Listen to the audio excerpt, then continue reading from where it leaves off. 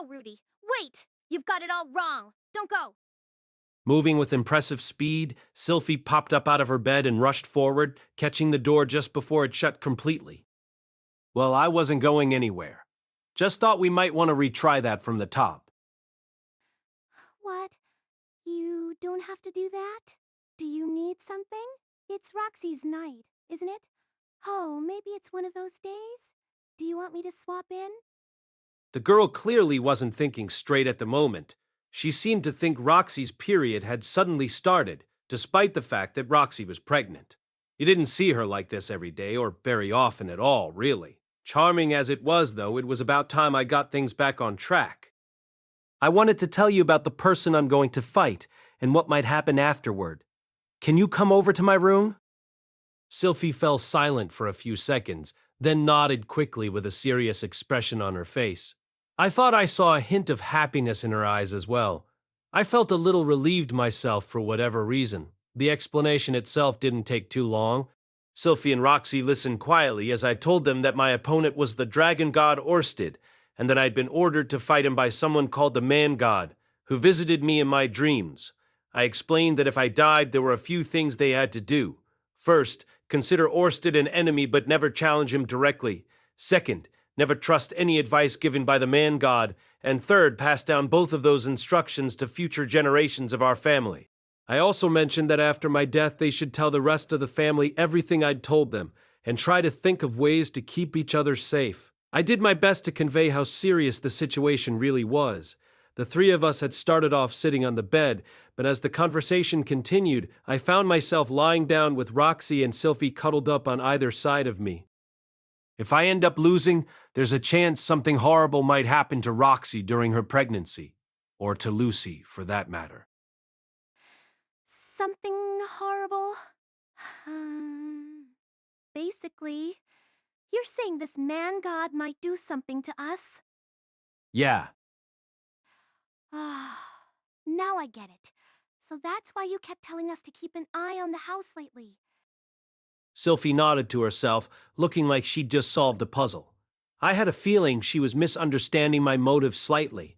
That was convenient, in a way, but maybe I needed to say something. Okay, I get it. But you know, Rudy, I can take care of myself, and you don't need to ask me to protect my daughter either. I'd give my life for her in a heartbeat. Don't worry about me either. I kept myself alive for many years, and I'm not planning to get careless now. I might be weaker than you, but please don't assume I'm helpless. On second thought, I couldn't see a reason to say anything. They were both a little fired up, and that was all for the best. In any case, Orsted of the Seven Great Powers is quite the opponent. Do you think you can win? I'm not sure. I've only fought him once before. What happened? He overwhelmed me, easily.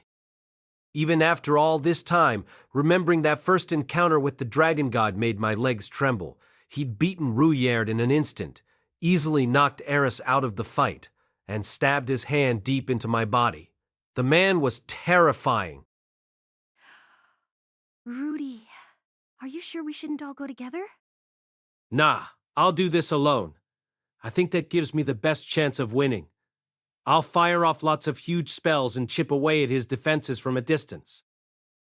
That does make sense, but you're trembling, you know. Yeah. Hey, what? Hands off, Rudy! Stop trying to distract me! In my defense, I hadn't started touching Sylphie because I wanted to distract her. I just wanted to feel her up.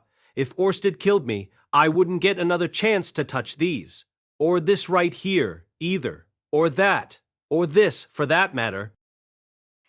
Come on, we're having a serious conversation right now, right? Yep. You know what, Rudy? Lucy's crawling around all over the place now. She can get anywhere she wants to. Lilia said she reminds her of the way you were as a baby. Also, she's picking up lots of new words. At this rate, I bet she'll be toddling around the place in less than a year. I hadn't been helping out much at all with raising Lucy. I was leaving it entirely to Lilia and Sylphie. Still, I knew how incredibly cute she was at least. I'm really looking forward to that, Rudy.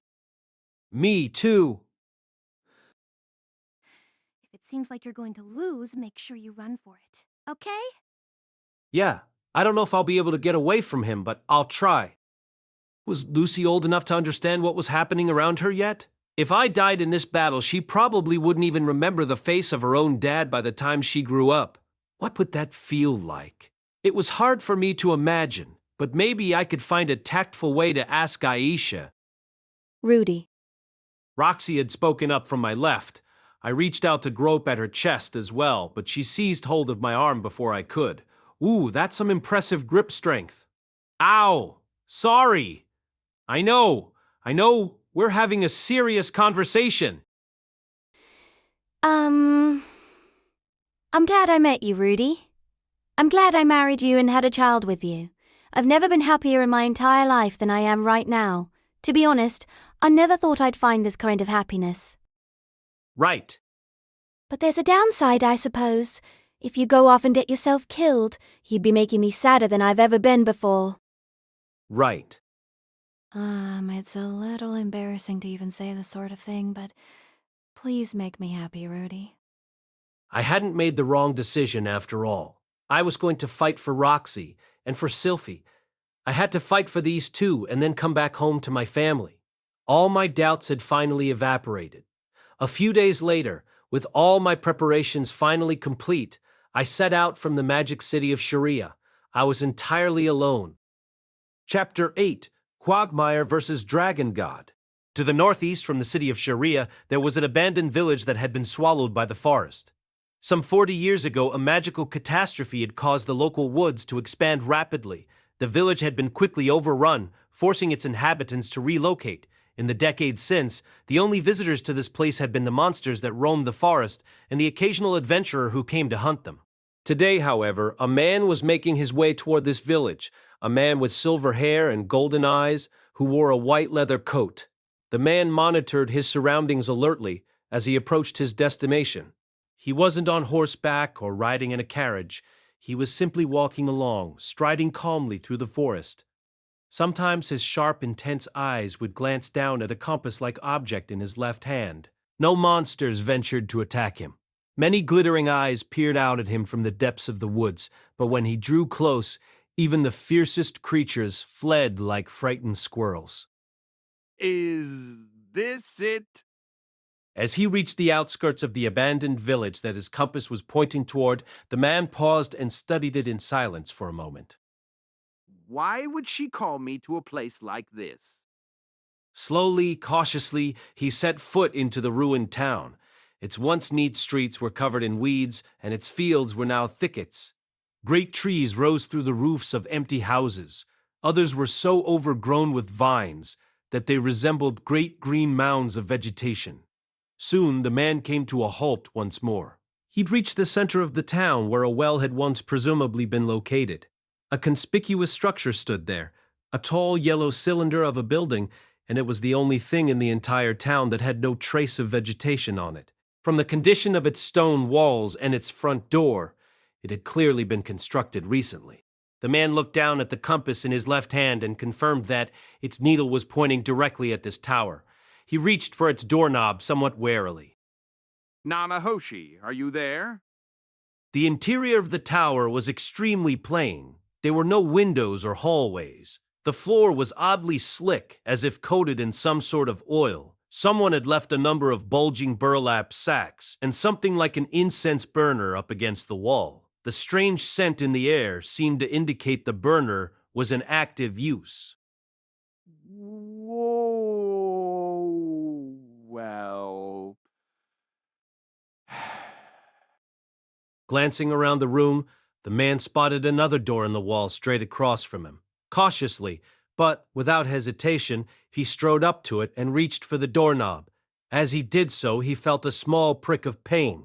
When he examined the palm of his hand, however, there wasn't so much as a speck of blood. Am I imagining things?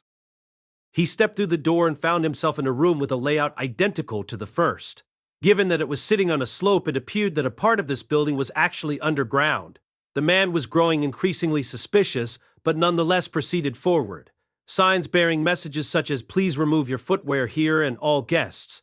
Please put on this hat" were posted on the walls. Naturally, he ignored their instructions and continued more warily than before. Some of the doors were rigged with traps so small they might have been intended for mice. Carefully avoiding these, he pressed on, passing through one room after another. Eventually, he arrived at a very strange room. It was tall and circular and had no ceiling whatsoever. When looked up, he could see a slice of the sky above him. It felt as if he was standing at the bottom of a chimney. What's going on here? Dubious, the man furrowed his brow, but the needle of his compass was pointing toward the center of the room. A small box sat there, a single sheet of paper underneath it. He approached it warily and looked at the paper. There were 2 words written on it: "Man God." He quickly snatching up the little box and flipped it open. As he dropped it and assumed a defensive stance, the man heard a small metallic clink. A silver ring had fallen to the ground next to the little box, which was somehow still discharging smoke with remarkable intensity. The ring had presumably popped out of the box when it hit the ground. For some reason, it blinked with a faint red light, and the needle of his compass pointed directly at it. Nanoshi? The man reached down to pick up the ring.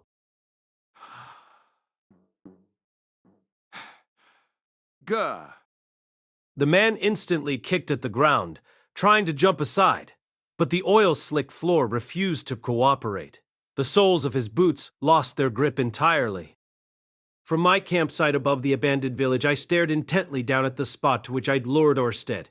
The very instant I'd seen that smoke rising into the air, I'd fired off a lightning at the target location with all the power I could muster. I was confident I'd landed a hit on him. I'd practiced many times in preparation for this day, and I'd coated the floor in vegetable oil so he couldn't evade my spell at the last moment. But of course, one hit wasn't going to be enough to bring him down. Nobody that fragile could have earned a reputation as the strongest in the world, not with monsters like Edofe around. I jabbed my staff into the ground, fed it a surge of mana, and visualized an enormous thundercloud, a dark, turbulent supercell. This was the Saint Tier water spell, Cumulonimbus. In an instant, the sky was covered in a great black cloud. Fierce sheets of rain began to fall, accompanied by bolts of lightning. I pushed more power into my staff. I could feel it dragging the mana out of me from somewhere deep inside my body, and I let it do so freely. This time, I visualized ice. I visualized stopping the movements of every molecule at the center of that town, dropping the temperature rapidly. Frost Nova, it was a spell I'd used many times before, but never with this much power, or on such a wide area. One after another, the drops of rain pouring down on the village froze solid. Layers upon layers of ice formed rapidly, consolidating into a single giant object. Finally, when it had reached the size of an iceberg, I stopped my spell. I wasn't done yet. I channeled more mana into my staff and created a rock in the sky above the village. Ignoring the mana cost, I steadily expanded its size until it was too huge to evade, then launched it straight down with all the velocity I could impart. The rock slammed down in a fraction of a second. The ground trembled underneath my feet. An instant later, a thunderous boom reached my ears, followed by fierce winds and a shockwave. I shielded my eyes with my arm and stared down at my handiwork. The iceberg had been shattered, and 2/3 of the great rock was embedded in the earth. It seemed impossible that anything could have survived such an impact. Did I get him? There was no movement in the village. It seemed possible that this was really over. I certainly hoped it was. Eek! Somehow, I could feel the man's murderous rage, even at this distance. A cold shiver ran down my spine. My legs trembled weakly, and tears formed in my eyes. As soon as I could move, I jumped into the magic armor, which was standing ready at my side, just as I'd practiced hundreds of times. I fed power to all of its individual components, took control of its limbs, and reached out to grab my staff. It took no time at all, but somehow the rage was already growing closer to a go. With the startup routine complete, I turned my focus to my next attack. Mana surged out of me through my armor and into the staff in my right hand. I spurred the torrent on with every intention of draining myself dry. I was visualizing a nuclear explosion.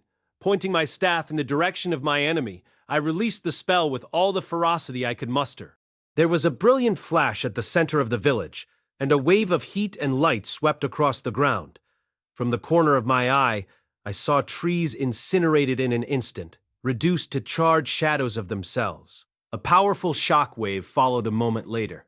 The magic armor I was wearing weighed several tons. It endured the heat and the shock wave without so much as trembling. Once the wave of devastation had swept fully past me, I looked down toward the village. A huge mushroom cloud was rising over it. I couldn't see the ground clearly under all the smoke and dust, but I'd fed that spell enough mana to obliterate everything in its radius. It was probably the single most powerful attack I'd ever used in my life. And yet, I couldn't stop trembling in fear. I could still feel that rage, and it was far, far closer now. He was approaching me at a ferocious speed. We'd been so far apart at first, but now he was almost on me. I clenched my jaw to stop my teeth from rattling, squeezed my shaking hands tightly, and deposited my staff in the holder on my back. Then I mounted my Gatling gun on my right arm and picked my shield up with my left. Hoo! Ha! Ha! When I paused to take a few deep breaths, I realized even my throat was trembling. Forcibly suppressing the fear and anxiety rising up inside me, I pointed my Gatling gun toward the cloud of dust that was rapidly approaching my position. Hoo! Ha! I needed to keep the initiative. If I let him set the pace, I was done for. Had I even dealt him any damage? Had the poisons on the door or the aphrodisiac incense burner or any of the other traps had any effect at all? I'd put all the power I could into those 4 spells I just hit him with. If they'd left him totally unharmed, it was hard to imagine this pseudo-Gatling gun would even scratch him. But for that matter, had my spells even landed? Surely he couldn't have evaded them. Their area of effect had been massive. I'd made them as huge and as deadly as I possibly could. And I'd fired them from so far away that he couldn't possibly have seen them coming, even with an eye of foresight. No matter what kind of demon eye he might possess, at that range a human silhouette approaches. Fire! Shouting out the command word, I activated the Gatling gun on my right hand. As mana flowed into it, the cannon immediately began to fire stone cannons at a ferocious rate of speed. So many bullets cut through the air that the sound of their whistling built into something like a scream. The fast-moving clumps of rock slammed into their target, blowing away the cloud of dust that surrounded him, and revealing a silver-haired man in a battered cloak, his face covered in soot. Was he hurt? Had my spells done anything at all? Yes. I could see blood trickling from his chin and something like a burn on the base of his neck. The damage was minor so far, but I could hurt him. Gah! Our eyes had met. His sharp, hawk-like gaze was fixed on me now. He had the look of a hunter who'd finally found his prey. He sidesteps in an attempt to escape the barrage of stones. Keeping my eye of foresight fully activated, I focused on anticipating Orsted's movements. The man was incredibly quick, so I was seeing a number of blurry overlapping possibilities. Still, I tried to adjust my aim to cut off his attempts at retreat. The travel time for each individual projectile to reach its target was virtually non-existent. But somehow Orsted evaded them as if he saw them coming, gradually approaching me in the process. 1 step here, 2 steps there. Glaring at me as fiercely as a bird of prey, he was slowly but steadily closing the distance between us. Now and then, a stone cannon would graze him, and he'd grimace slightly, but that was about it. He seemed convinced that even a direct hit would not prove fatal. He seemed to be completely unafraid. From all appearances, my attacks were nothing special to him. From all appearances, he fought the likes of me on a regular basis. I felt very differently. His zombie-like calm and focus were terrifying to witness. I had a growing sense that none of my attacks would work on him, and it was a struggle not to give in to despair. Still, I was holding the advantage for now. Trying very hard to convince myself of this, I began to move in response to Orsted. When he stepped forward and to the right, I moved backwards to the left. When he zigzagged to the left, I retreated to the right. Anywhere he tried to go, I met him with a hail of stones. As long as I could keep this up, he'd never get any closer. I had the upper hand. It was going just as I'd visualized. In an attempt to ramp up the pressure, I used my left hand to cast a spell. My target was the ground beneath our feet, and the magic I had in mind was quagmire. Quickly shaping the familiar spell, I raised my hand to activate it, but in that same instant, Orsted also raised his left hand at me. Disturb magic. My fully formed magic was reduced to a chaotic tangle by a sudden surge of external power. The spell began to fade into a meaningless cloud of mana. Cool! But I forcefully reformed it, pulling the strands back into their proper place. I was capable of this now. I'd finally learned how to do it. While teaching Sylphie how to use disturbed magic, I'd also been training myself to counteract it, to complete a spell even after it was ruined. All those hours of practice had been worth it for this one moment. Orsted's eyes opened wide in surprise. Was this the first time he'd seen his disturbed magic fail to... The instant my quagmire turned the ground beneath his feet to muck, Orsted used a spell of his own to overwrite it. He covered my swamp completely with an earthen plate, and now his right hand was pointing straight at me. I quickly answered with a disturbed magic of my own. A jolt of fear ran through me. Pausing my Gatling gun barrage for an instant, I leapt to one side with all my might. I can see the world again. There was now a deep, sizable crater at the spot where Orsted had been aiming. I hadn't even seen the attack itself. Was it some kind of fire spell? Or maybe something stranger like gravity magic? That light I'd seen just now, was that death? There was no time to think. Orsted was sprinting at me with one hand outstretched. Disturbed magic wasn't going to work. He could counteract it, just like me. I pointed both my hands at him, channeling mana through them simultaneously. My intention was to stop Orsted's advance with the Gatling gun, while also canceling out his magic with the Stone of Absorption.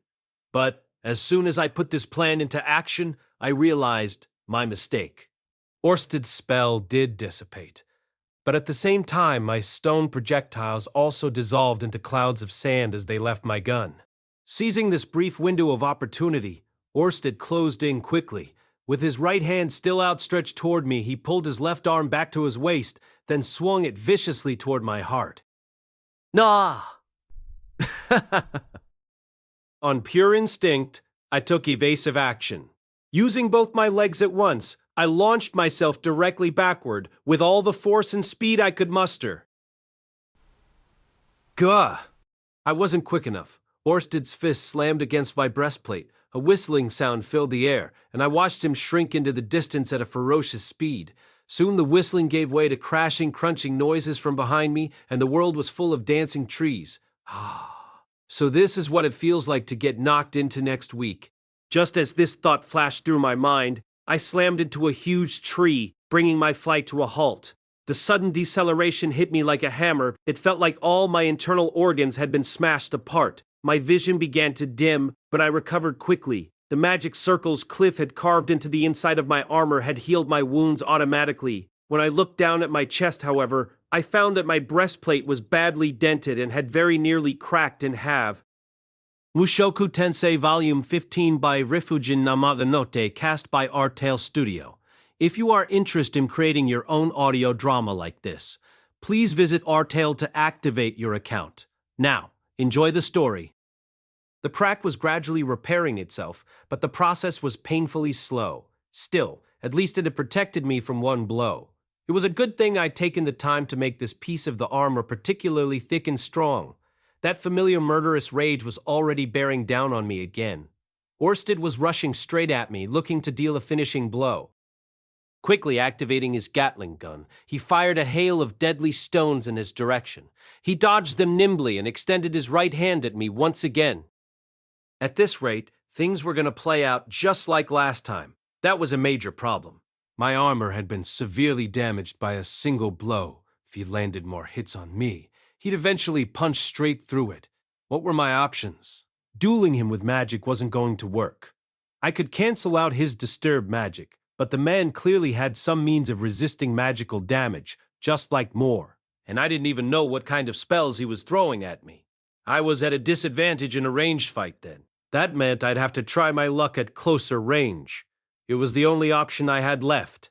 I had to trust the power of the magic armor. I had to smack him down with my raw strength. He sprayed another barrage from his Gatling gun to keep Orsted pinned down and charged forward, letting out a wordless battle cry. Rah! It's... Orsted pulled his right hand back to prepare for my attack. Leading with the shield on my left arm, I powered myself straight forward with both of my legs. My intention was to slam right into him like a battering ram. Orsted assumes a water god style stance. The instant I saw this with my eye of foresight, I swung my shield forward, stabbing in his direction with the blade mounted at its tip. This was a sword that did more damage to enemies with powerful defenses. Maybe it would work. My body slammed into Orsted with a loud metallic clang. It felt like I'd smashed right into a wall, but the impact sent him flying backward, and there was blood spraying from his arm. His eyes, still fixed on me, were burning with hatred and anger. This was my chance. Whipping my Gatling gun into position, I quickly fired a barrage of stones. They slammed into him in midair, tearing what remained of his clothing apart and revealing a bruised and battered body underneath.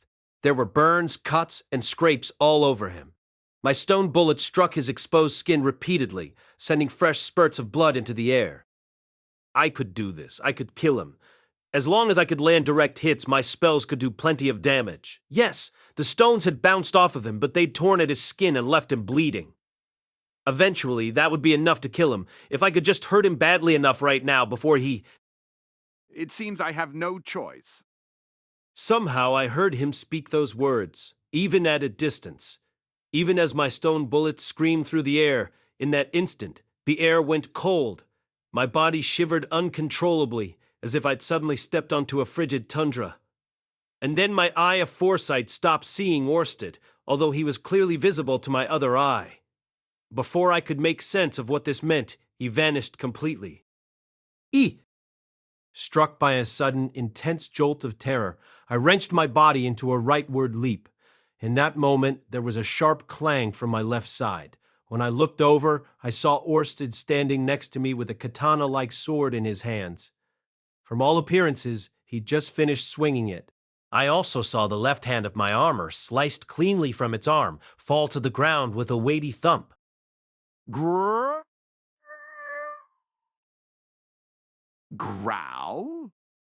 Before I could even react, Orsted let out a fearsome, ear-splitting bellow. The force of the cry left my body stunned and numb. This was vocal magic, the specialty of the beast folk. For an instant I wavered on the edge of unconsciousness, but at the very last moment I managed to pull myself together and jump to the side. Kicking off the ground so hard he left a crater in his wake, Orsted leapt after me in pursuit. I turned my Gatling gun toward him, but just as I was activating it, he swung his sword for the second time, slicing it in half. Broken pieces of the magical implements fell uselessly to the ground. I still had my right arm, at least. There was a long, deep groove on the surface of its armor, but he hadn't been close enough to cut through it entirely. Orsted was right in front of me now, his sword still low from his strike. I immediately channeled mana into my right hand. In the same moment that I fired off my strongest version of the spell Electric, I swung my armored fist ruthlessly at his face. But instead of striking home with a crunch, I felt my blow slide harmlessly away from its target.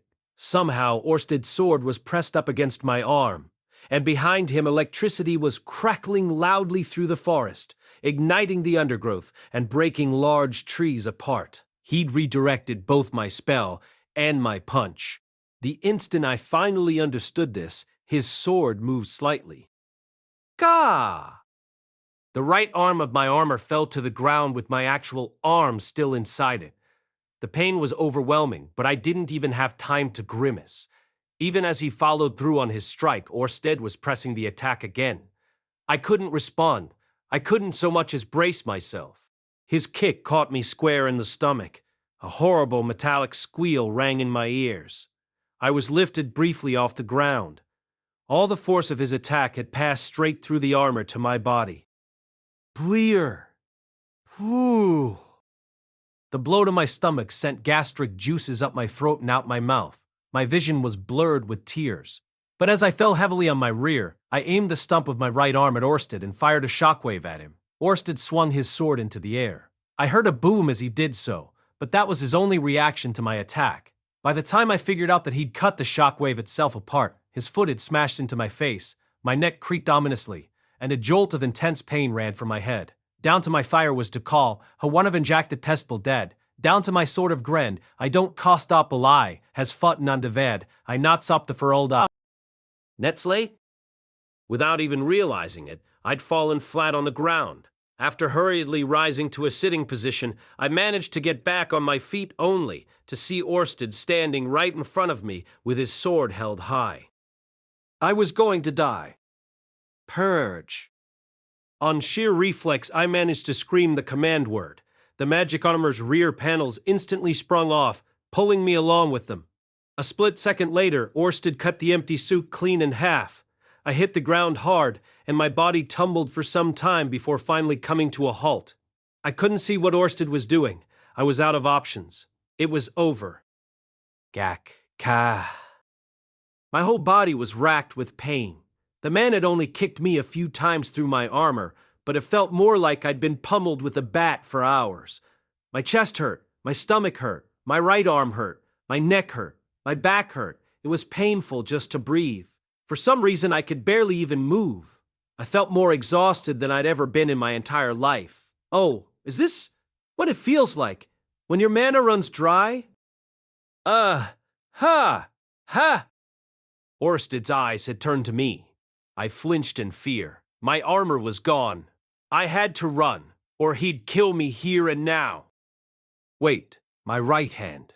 Where's my right hand? Gah! The kick landed before I even saw him move. I tumbled backward, my body screaming in agony. I landed face down in the dirt. Struggling to breathe, I turned onto my back, and a foot slammed down on my chest.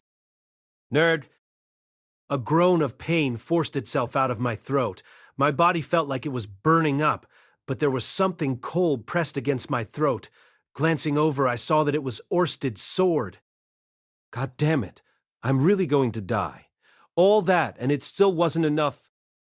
So it's you, Rudeus Gray Rat. Last I heard, you'd settled down and started a family. Why would you come for my head? It seemed Orsted didn't intend to kill me immediately. Maybe it was because he'd spared my life once already.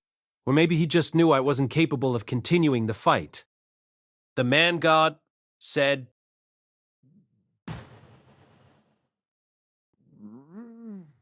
So you're one of his disciples after all. Die then. He took his foot from my chest and raised his sword. He said, "You're trying to destroy the world, and my descendants will help you kill him one day." What?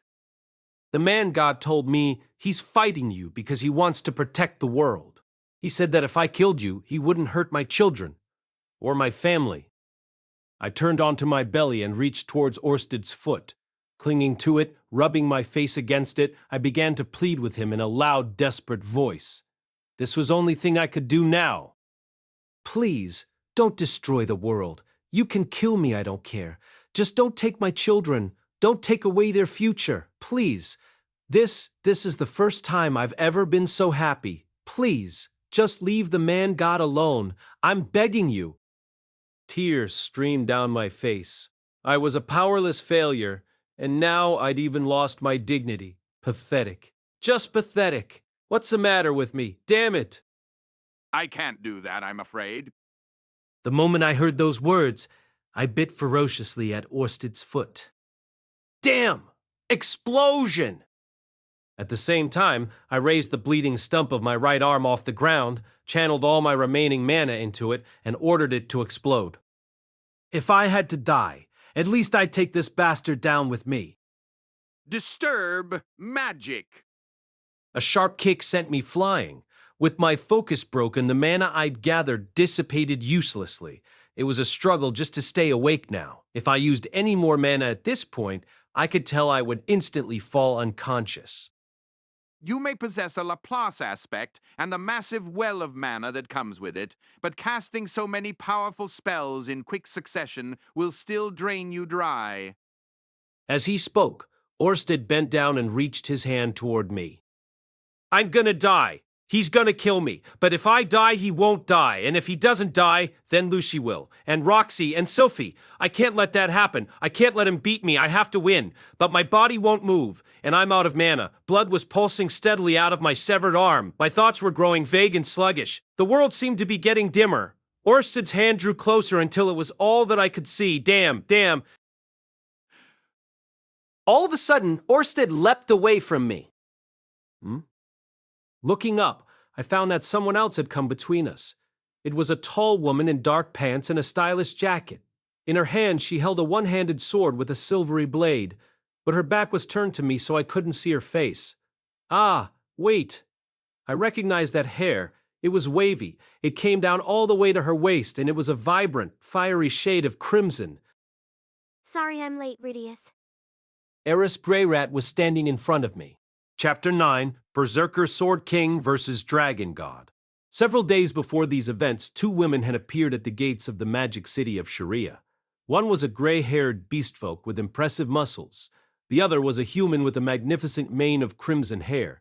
The beastfolk woman was a head taller than her companion, but the two of them wore identical coats, and they both carried swords at their waists. Eris Greyrat and Ghislaine Dedoldia had finally reached their destination, after a lengthy journey from the Sword Sanctum. The trip had not been an easy one, to say the least.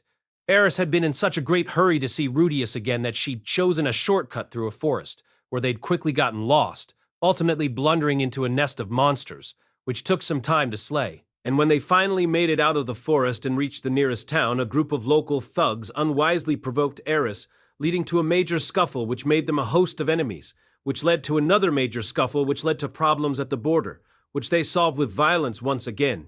It was largely Eris's own fault, in all honesty, but they'd ended up taking quite some time to reach Sharia. Still, both Ghislaine and Eris had spent some time as adventurers.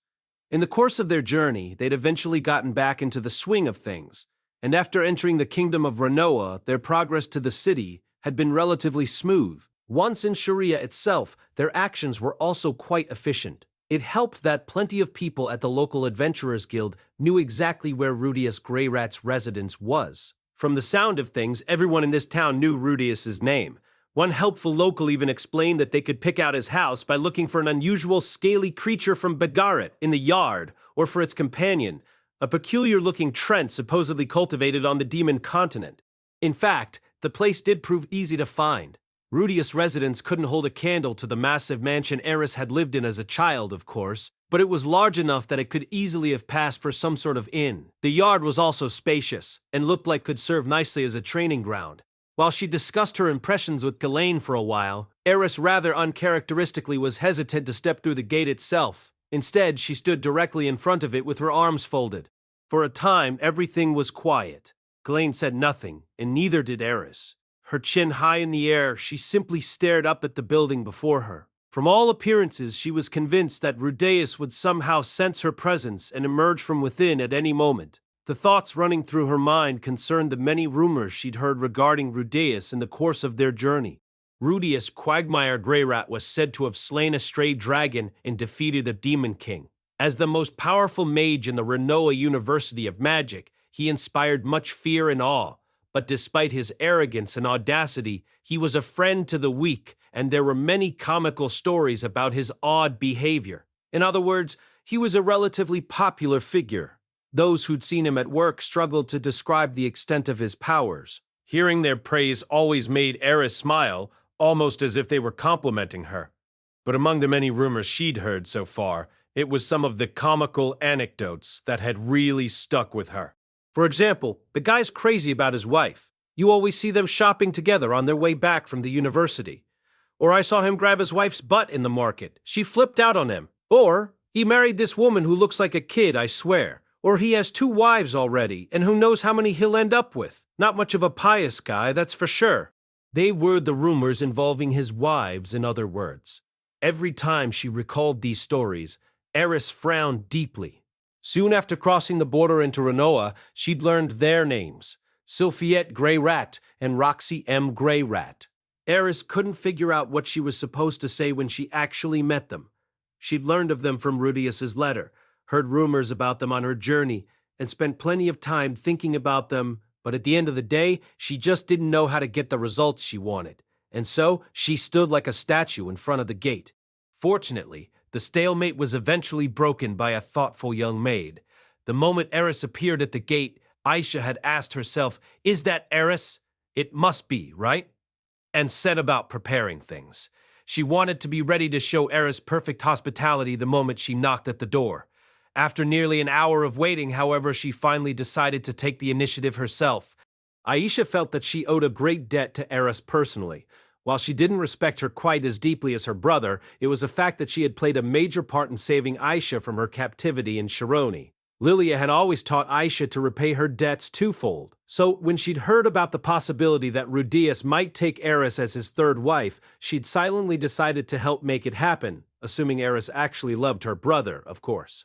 Thanks to the little maid's helping hand, Eris finally managed to enter the house itself. Once inside, she was warmly welcomed by both Aisha and Lilia. While Aisha ran off to the university to get Sylphie and Roxy, Lilia filled her in on the current situation in more detail. Eris's introduction to Lucy came as something of a surprise to her. But while her smile was a little awkward, she found that her feelings weren't particularly negative. She could always have a baby of her own, after all, and hers might be a boy. Given how uncertain she'd been at first, this was a surprisingly self-assured attitude. Aisha and Lilia's friendly greeting had gone a long way toward soothing her nerves. Even when Sylphie, Roxy, and Norn arrived, the conversation stayed calm and peaceful. Rudeus's two wives were perhaps a bit unsettled at the sight of Eris's more shapely body, but they were far from hostile toward her. It helped, of course, that Aisha and Lilia had already set the tone on their own initiative. But more importantly, Sylphie and Roxy had already talked the issue through on their own over the course of several private conversations. Unsurprisingly, Norn's expression suggested she was less than overjoyed at the situation. But since the matter had essentially been settled, she didn't offer any open opposition. She knew Sylphie, Roxy, and Rudeus were all willing to accept Eris, and she was trying to be considerate of that fact. On top of that, it was obvious within minutes that Eris was passionately in love with Rudeus and also respected him deeply. It was a little embarrassing just listening to her, and everyone likes hearing someone they're fond of complimented profusely. This peaceful mood didn't last for long, however. Eris finally got around to asking where Rudeus was at the moment, and things took a turn for the turbulent. When she heard he'd gone off to fight Orsted, Eris snapped angrily at his wives. As far as she was concerned, it was their responsibility to accompany him into battle. Why did you let him go alone? Are you trying to get him killed? We tried to go with him, but he told us to stay behind. He said we'd just get in the way. Startled by this reaction, Eris paused for a moment long enough to remember that she'd trained for years on end so that she could fight beside Rudeus as an equal. It occurred to her that these women had been there for him while she was absent. According to his letter, they'd helped him many times over the years. She ended up feeling both a little jealous and a slight sense of superiority. She wouldn't be a burden. She could help Rudeus against Orsted. With these loud, confident words, she convinced Roxy, Sylphie, and Ghislaine to accompany her as she chased after Rudeus. And so Eris arrived in the nick of time. The group had hurried to the general area of the ambush, but ended up going a bit too far. Startled by a great explosion behind them, they'd rushed back to the sounds of combat. Eris had sprinted through the woods, searching desperately, her eyes straining to find Rudeus. Finally, she'd spotted him on the verge of death and leapt in to defend him. Just like that, she was face to face with Orsted. Eris fixed her eyes on Orsted and raised her weapon high above her head. This was no ordinary sword. Its name was the Phoenix Dragon Sword, and it was one of the 7-sword god blades. Ghislaine, watch my back! Orsted, in contrast, assumed no stance whatsoever. He simply stared at Eris with a suspicious expression on his face. No, it wasn't just her that had his attention. He was watching the fallen Rudeus as well, and the two women who'd rushed up to tend to him. Eris, in turn, began to study Orsted carefully. He was naked from the waist up and bleeding from 100 wounds. Blood trickled from his head as well, and he looked generally lethargic. His hair was charred at the ends, and there was a large bruise near his shoulder. He'd taken significant damage. However, there was also a long curved sword in his right hand. Eris had never seen Orsted's blade before, and she didn't pretend to be an expert at evaluating weapons. But she could tell that it was something very special. Her own sword was a treasure of the sword god style, but even its power couldn't compare to whatever was hidden in that thing. The last time they'd faced each other, Orsted hadn't wielded anything of the sort. It hadn't been necessary, of course. He'd overwhelmed them all with his bare hands. Rudeus had not only hurt the dragon god significantly, he'd forced the man to draw his sword. That fact sent a thrill through Eris's entire body. Now it's my turn to show what I can do, but I can't get impatient. Gotta buy some time first. With effort, Eris managed to suppress her excitement. She couldn't defeat Orsted. She'd realized that instinctively the very moment she jumped in to face him, and she'd accepted it quite easily. As a child, the gap between them had been so massive that she hadn't even been able to perceive it accurately. It was a bit like looking up at a tower hundreds of times taller than you. All you can really tell is that thing's really tall. Eris had believed she could climb all the way up that tower, but things were different now. She'd grown taller herself, and she could see Orsted's height for what it really was. Eris had grown much taller than she once was, but Orsted was taller still. Far taller. Looking at him was almost dizzying. It wasn't a height that she could hope to climb. Eris Boreas Grey Rat, is Rudeus so precious to you? What of Luke? Luke?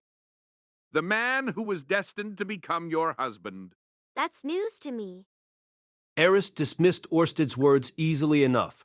She didn't know who this Luke was, but the only man who was precious to her was Rudeus. She didn't want anyone else, and she never would. I suppose it would be. Orsted still had not assumed a stance. He was simply watching as the others healed the injured Rudeus. To all appearances, he'd completely let his guard down, but Eris knew that he was deliberately projecting that impression. He was leaving himself open, waiting for Eris to jump in and attack. Her mind flashed back to her final meeting with the Sword God. After showing Eris into his room, the Sword God Galphalion laid 3 swords in front of her and asked a simple question. What'll it be? Eris took the swords in her hands and examined them one by one. A part of her wanted to say that the sword she'd received on the demon continent long ago was all she needed. But as she grew taller, it had started to feel a bit too small for her. She'd honestly been wanting something a bit longer. Also, she had a suspicion its blade wasn't capable of harming Orsted. The average sword saint might have objected that leaning on the power of your weapon betrayed a lack of a pride in your own skills. But Eris knew that pride wasn't worth shit in a fight to the death. This one. The sword Eris had chosen was the simplest of the 3. Its blade was thin and only slightly curved. There was nothing ominous or intimidating about it. In fact, its clean, polished surface was very pleasant to the eye. The Phoenix Dragon Sword it is. The weapon she'd chosen had been a gift to the first sword god from the legendary craftsman known as the Dragon Emperor. It was a sword made for sword gods, designed to maximize the potential of their offensive style. Nice choice, kid. Mind telling me why? This here's a magic sword. Doesn't look like it has any special abilities at a glance, but there's tiny channels of mana running all throughout the blade. They basically neutralize your opponent's battle aura. The Dragon God's aura is insanely strong, so the sword won't counteract it entirely, but it will soften him up a bit. In other words, it might be possible to pierce his defenses with this. I never warmed up to that one myself, but I bet you'll use it well. Incidentally, the reason that he'd only shown Eris 3 of the 7 sword god blades was that the other 4 were in use. He carried one himself, as did the 2 sword emperors and the sword king Delane. The other 2 would no doubt end up in the hands of the style's 2 promising young sword saints once they had progressed a bit further in their training. Now then, let's get down to business. First rule of fighting Orsted, never make the first move. Eris didn't ask why. She knew the answer all too well herself. The man's water god style is divine level. He'll kill you in a single counterstroke.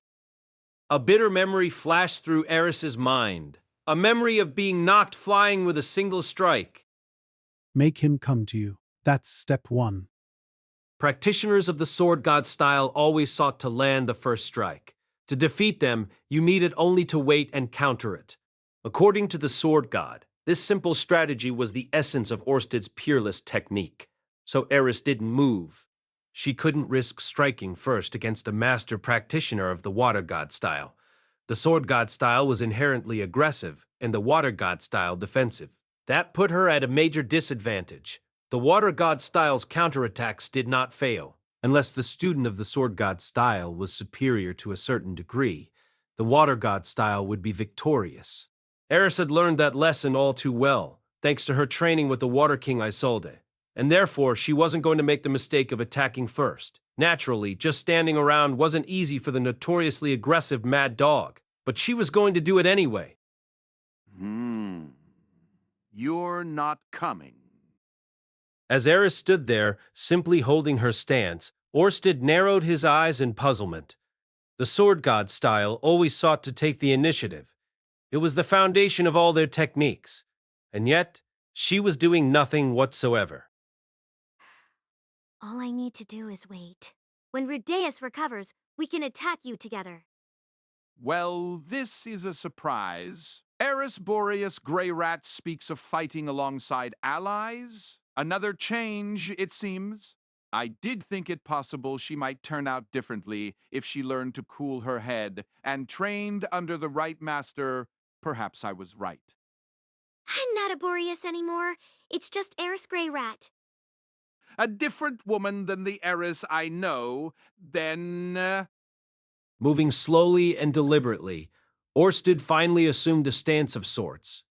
His left hand still dangling loosely at his side, he raised his right arm to point the tip of his blade straight at Eris.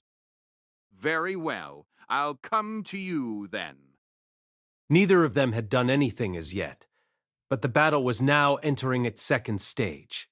Again, Eris thought back to her conversation with the sword god.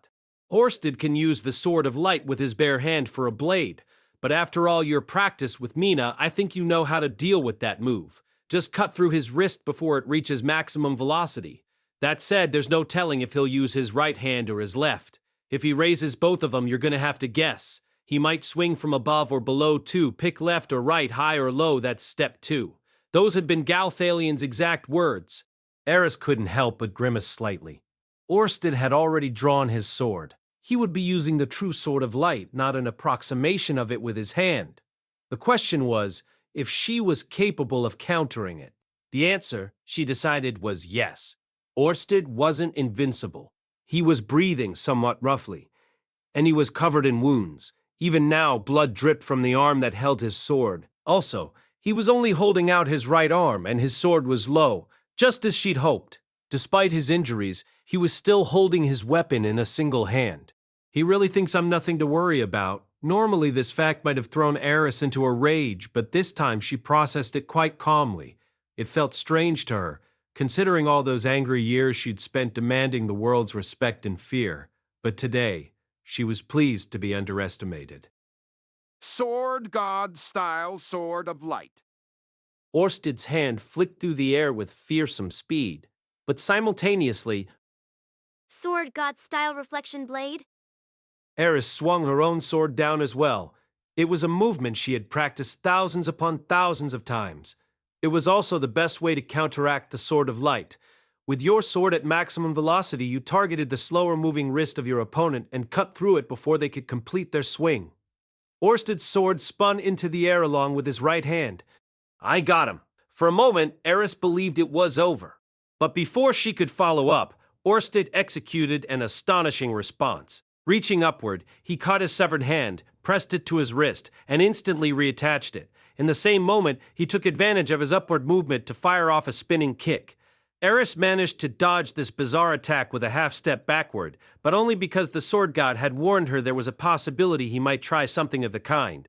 Orsted immediately followed up with a slicing bare hand strike, but Eris struck it down with her sword. Neither of these hasty strikes had been a sword of light.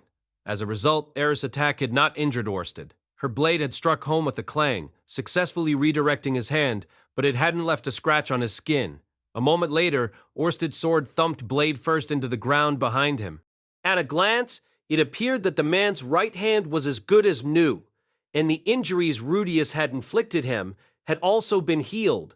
In the blink of an eye, he'd restored himself completely with some incredibly powerful variety of healing magic. What a monster, Eris thought calmly to herself. Her last attack may not have been a sword of light, but its speed and power had been considerable, yet it had bounced right off the man. The sword of light was her only means of cutting through his holy dragon aura, even with the phoenix dragon sword. I see the sword god's cunning in your tactics. You must have been up. Eris had returned her sword to its position over her head. Her mind was clear, and her emotions steady. But instead of swinging his own blade, Orsted now unleashed a different kind of attack.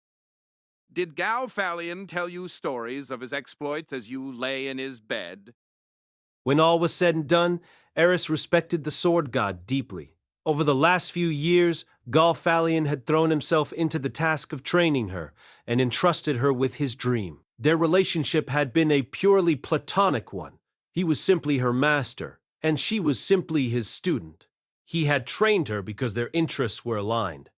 Ordinarily, Eris would have been infuriated at Orsted's crude suggestion to the contrary, especially since he'd spoken so that the other three women and Rudeus could hear.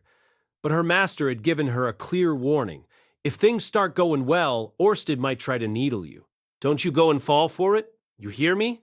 The sword god had anticipated Orsted's attempt at provocation in advance, and so it had no effect on Eris whatsoever.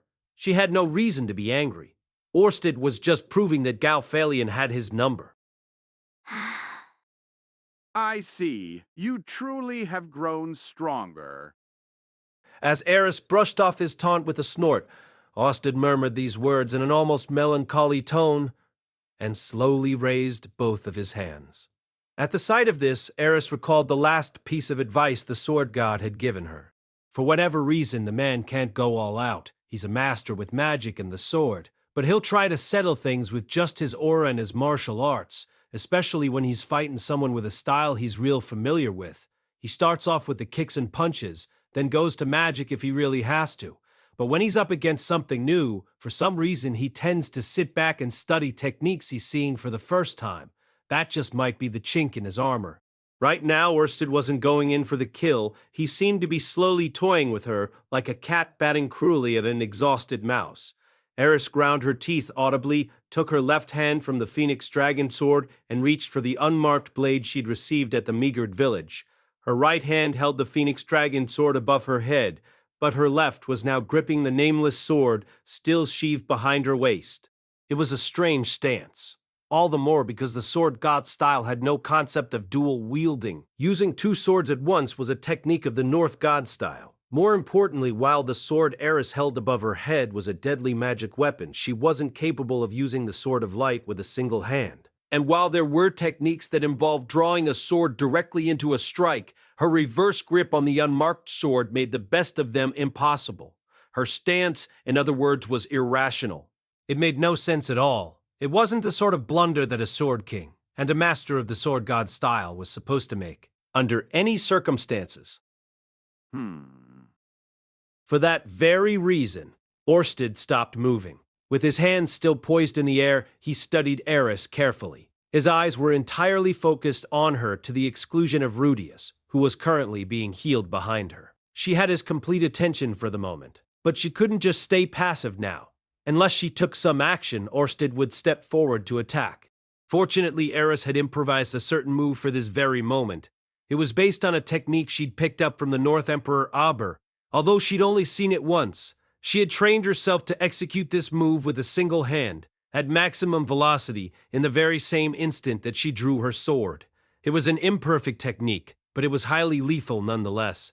When their backs against the wall, a student of the North god style will throw their sword. Eris's left hand moved roughly, but with confidence. Her fingers caught on the sword's hilt, pulling it free, and in the same motion as her arm whipped forward, she hurled it at Orsted. The unmarked sword that had accompanied her through so many trials and tribulations cut cleanly through the air. Its point aimed straight at her foe. The momentum of the throw carried Eris's left hand upward dash to the sword she still held aloft.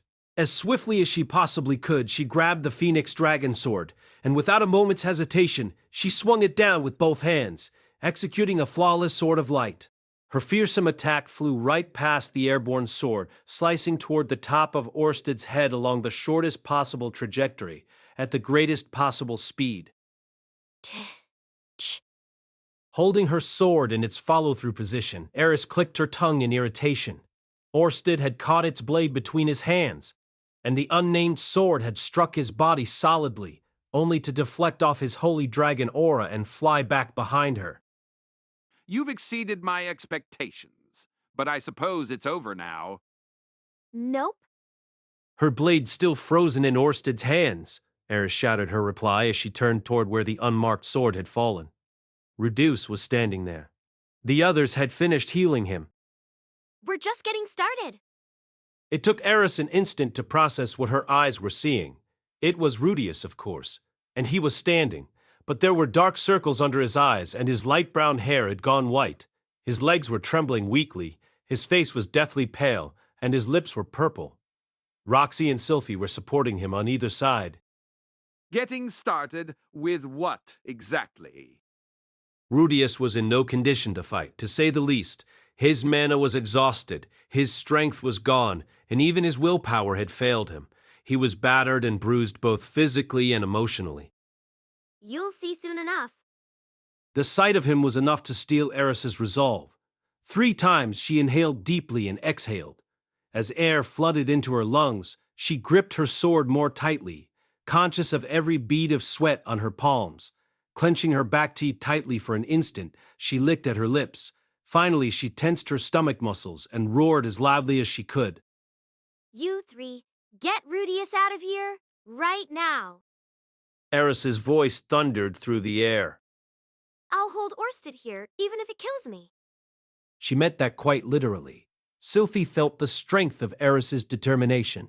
She'd sensed the same thing from her companions on the desperate journey to Renoa with Princess Ariel. Eris was prepared to die. I'll fight too. Sylphie's legs were trembling, but she shouted the words nonetheless. Orsted was terrifying beyond measure. This was their first meeting, but she knew that to stand against him would mean death. Still, the choice wasn't a difficult one, not with Rudeus' life on the line. If anything, she was full of regret that she'd ever let the man she loved go off alone to fight a monster such as this.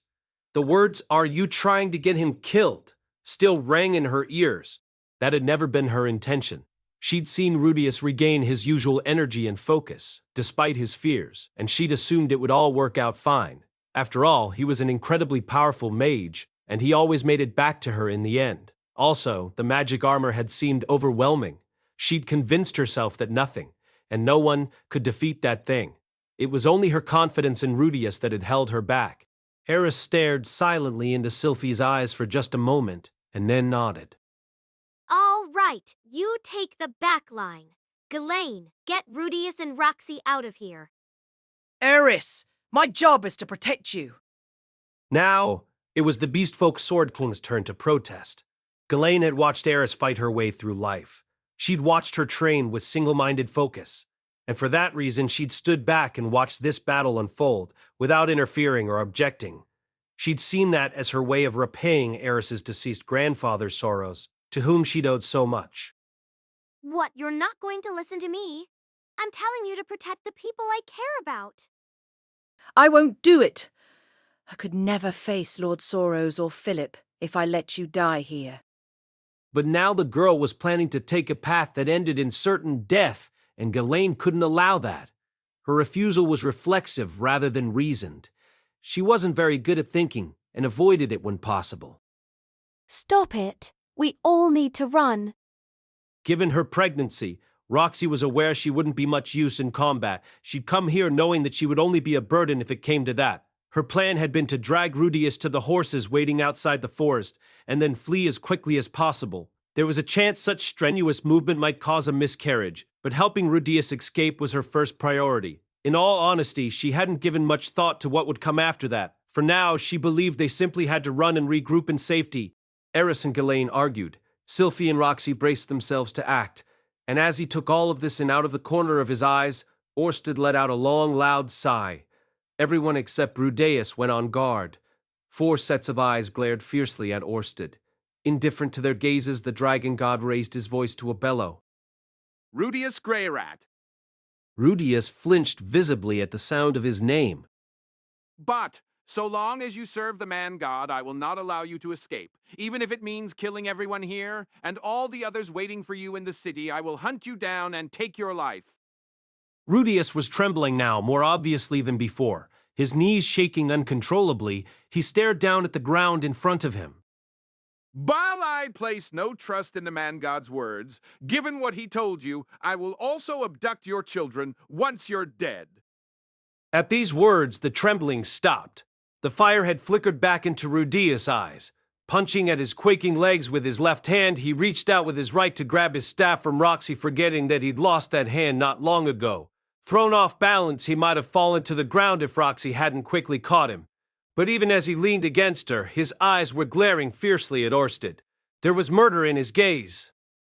However, your imitation of the fighting god armor, the bountiful mana bestowed upon you by the Laplace aspect, and your immunity to my curse may yet prove useful.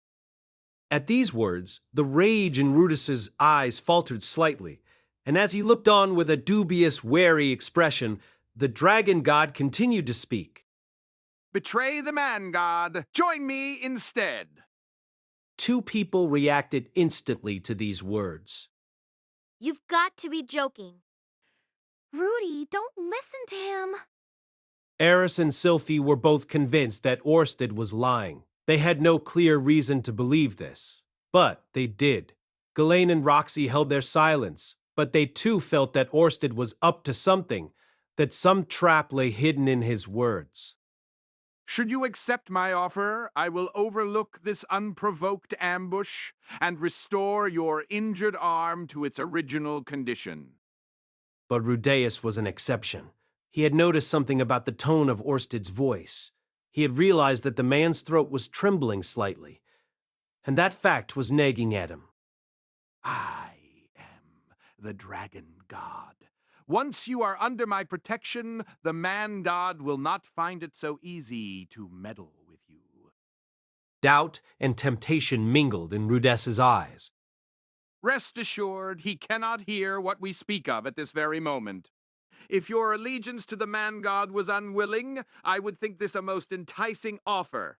Choose now, Rudeus Greyrat. Will you side with the man god and lose everything at my hands, or will you join me and fight against him?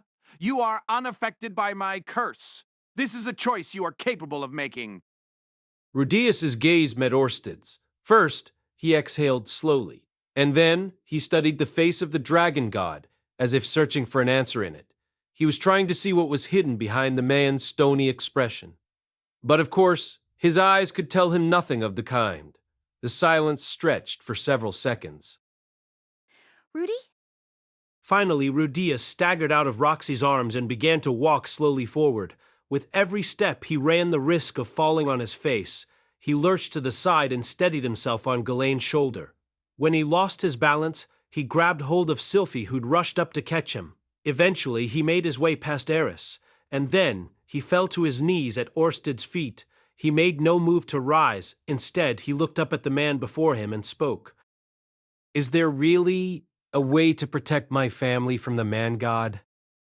There is. He possesses great knowledge of the future, but he is not all-seeing, much less all-powerful.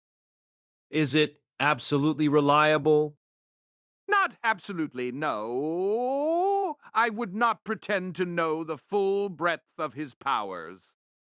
Orsted made no definite promise. He didn't even offer soothing words of reassurance. Nonetheless, Rudeus looked up at him with the eyes of a man seeking salvation. There were tears in the corners of those eyes, although it was hard to say what had inspired them. One way or the other, he had made his decision. I'll serve you. Help me, please. And so, on this day, Rudeus Greyrat entered the service of the dragon god. Chapter 10, Eris Greyrat, Part 1. I woke up early and accompanied Norn for a run, followed by some practice swings. Made it back in time to hug Sylphie as she tended Lucy, said good morning to Lilia and Aisha in the living room, combed and braided Roxy's hair while she struggled to wake up, found Zenith in the garden quietly watching our pet Trent bite. Let her know that breakfast was ready, and then had a big meal with the entire family. In other words, I was back to my old peaceful routine. Of course, it wasn't like nothing had ever happened. I really had tried to kill the dragon god Orsted. I'd been utterly defeated, but somehow made it out alive. I glanced down at my hands.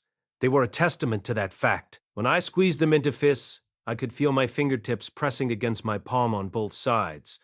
On that day, after I bowed to Orsted and swore my loyalty, he'd made good on his promise to use his healing magic on me. My severed right arm was regenerated in moments, along with an added bonus: the left hand that Manatite Hydra took from me some time earlier.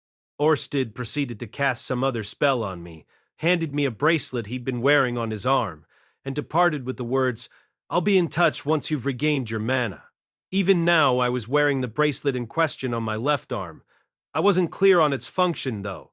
Maybe it would accelerate my mana regeneration or somehow prevent the man god from spying on me. The latter seemed plausible. 10 days had passed since the battle, but the man god hadn't appeared in my dreams yet, and Orsted had said something about protecting me from his influence. Then again, for all I knew, it was just something he gave out to anyone under his command, like some sort of official dragon god badge. In any case, Orsted had defeated me, and I was now his subordinate. I'd betrayed the man god and joined forces with his enemy. I would probably be wearing this bracelet for the rest of my life. I had no regrets about the choice I'd made. To be honest, it felt kind of nice to have betrayed that faceless bastard. At the moment, I was more relieved than anxious. There was no turning back at this point. Even if Orsted turned out to be a real piece of work himself, I couldn't double-cross him. The die had been cast. It was always possible that I was just doing exactly what the man god wanted. Yes, but it was too late to worry about that now. In all honesty, though, I had a gut feeling that Orsted would prove more trustworthy than the man god. Something about him reminded me of Ruyer, in a way. He didn't have Ruiger's strong sense of pride or his affection for children. But unlike the man god, who just watched events passively from a distance, he seemed like the type who tried to punch his way through his problems. One way or another, there was a big weight off my shoulders. I was breathing easier these days than I had in months. The road ahead was likely going to be a bumpy one, but it felt as if I'd made it over a steep mountain. Incidentally, I'd spoken with Roxy and Sylphie after Orsted left. Sylphie was sobbing the entire time, and Roxy gave me a stern talking too. They both insisted that they would have stopped me if I'd been more honest about how truly dangerous Orsted was, and expressed their fears about my new alliance with him, but I justified it as the only option I had in the short term, and they grudgingly accepted that argument. After that, we headed straight back home where I told my family I was fine and then went to bed immediately. Physically exhausted and completely out of mana, I ended up sleeping for an entire day. When I finally woke, I visited all my friends and allies to let them know that I'd lost to Orsted and joined his service. Of all of them, Perugius looked the most relieved. Understandable, for sure, even with a flying fortress, you wouldn't want to make an enemy out of that guy. Everyone looked kind of startled when they saw me, by the way. Eventually, I found out it was because my hair had gone white. According to Perugius, this was a common side effect of using up a massive quantity of mana in a short period of time. I'd never understood why Sylphie's hair had changed color after the displacement incident, but that probably explained it. However, I was already seeing some brown at the roots of my hair. Unlike Sylphie's, my change would likely be a temporary one. Not that I really minded either way, since we had a matching look going at the moment. There was no telling how the man god might respond to my betrayal, so I'd been on edge at first. So far, though, nothing out of the ordinary had happened, and I was feeling fine. My body was recovering from its ordeal, and I could sense my supply of mana gradually refilling itself.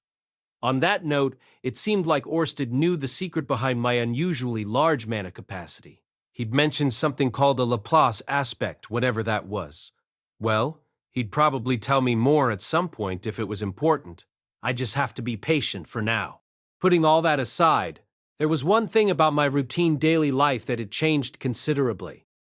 Refill, please. Sorry, Eris, there's no more soup left. Really? That wasn't much at all. We had a new regular at our dinner table, a tall, red-headed woman with an appetite, by which I mean Eris Greyrat, naturally. She'd followed us back to Sharia, occupied our guest room on her own initiative, and started living with us.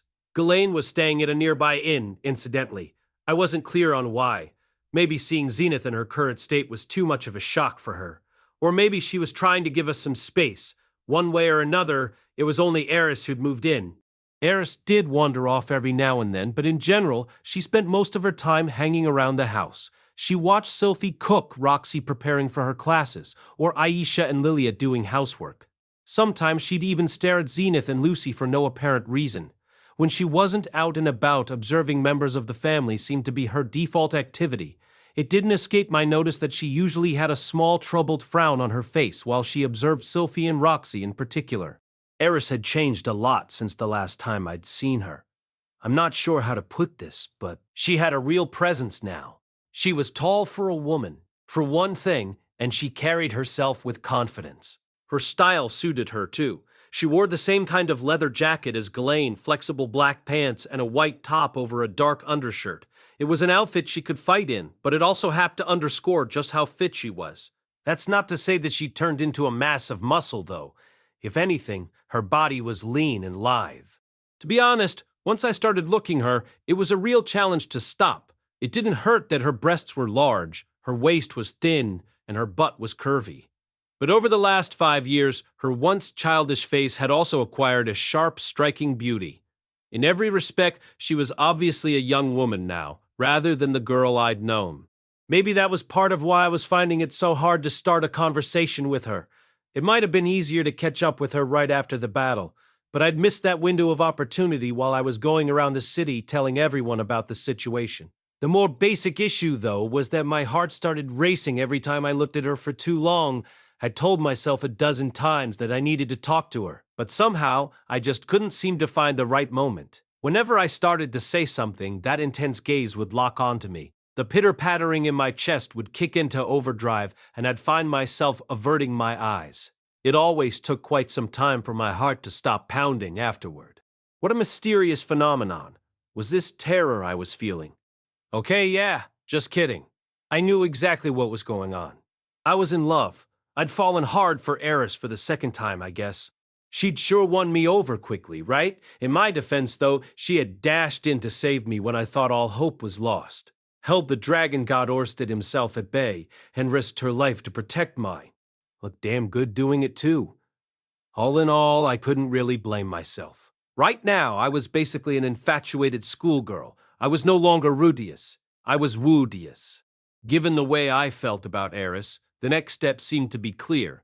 Sylphie and Roxy had already given me their approval. There was no reason I couldn't just ask her to marry me. But maybe it wasn't quite that simple. I'd only learned this from Aisha after returning home, but Eris had spent the last few years undergoing a harsh training regimen in the Sword Sanctum, solely so that she could fight Orsted at my side.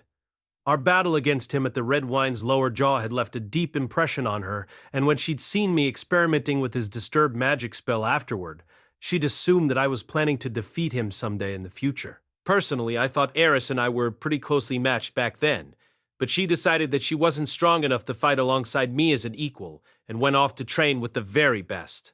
From her perspective, I had basically betrayed her. She'd gone off on a long overseas business trip, and then returned to find her no-good cheater of a boyfriend shacked up with 2 other women. There had been many misunderstandings involved, of course, and I'd explained all that in my letter. You never knew for sure with Eris, but I assumed she understood the situation. Still, that didn't mean she was ready to accept it. Considering her personality, I half expected her to charge at me with a kitchen knife one of these days. Under the circumstances, it felt a little wrong to just ask her to marry me anyway. Also, she was behaving kind of strangely in general. I couldn't figure out what she was thinking, to be honest. Not to put too fine a point on it, but the Eris I knew was kind of a willful, headstrong brat. She tended charge right into action without a thought for the consequences. I'd sort of been expecting something along these lines. I love you, Rudeus. That means you get to marry me. Get in my room. We're making love all night long. You hear that, everyone? Rudeus is mine. Get those other women out of here. To my surprise, though, she hadn't said anything of the kind. She wasn't really asserting herself at all, in fact. I'd never seen her this quiet and subdued. I did have a theory that could explain all this. 2 weeks ago, Eris had risked her life to protect me from Orsted. But at that point, she was still clinging to some unrealistic fantasies about me. Up till that day, she probably believed that I'd spent the last 5 years rigorously training the way she had. Of course, that wasn't even close to being true. I'd put in some effort to grow stronger, but nothing remotely comparable to what she did. Orsted had ruthlessly beaten me down, and Eris had arrived just in time to see me crawling pathetically through the dirt. Just to top things off, I'd also picked up 2 wives, and there were some less than flattering rumors about me going around in the city. It wouldn't exactly be surprising if she'd felt a little disillusioned. Maybe she wasn't saying anything because she was planning to leave soon. The more I thought about that possibility, the more nervous I got about starting the conversation from my end. I was scared she'd reject me outright, honestly. What if she fixed those steely eyes on me and said, "I don't give a damn about you anymore," or something? The idea was just depressing. In a sense, it was probably what I deserved, but it would still feel like a punch to the gut. Then again, if she wanted to say that, wouldn't she have done so sooner? Yeah, but one way or the other, we obviously needed to talk this through. I had to grow a spine and ask her what her plans were. Or so I kept telling myself, but I just couldn't seem to find the right moment. I couldn't bring myself to say anything, and Eris was keeping quiet too. And so, the days kept slipping by with no progress on that front whatsoever. If at all possible, I wanted to clear things up between us before Orsted got in touch with me.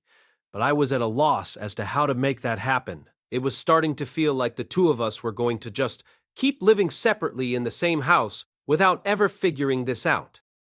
As I was preoccupied with these thoughts, Roxy came over to me and asked an unexpected question.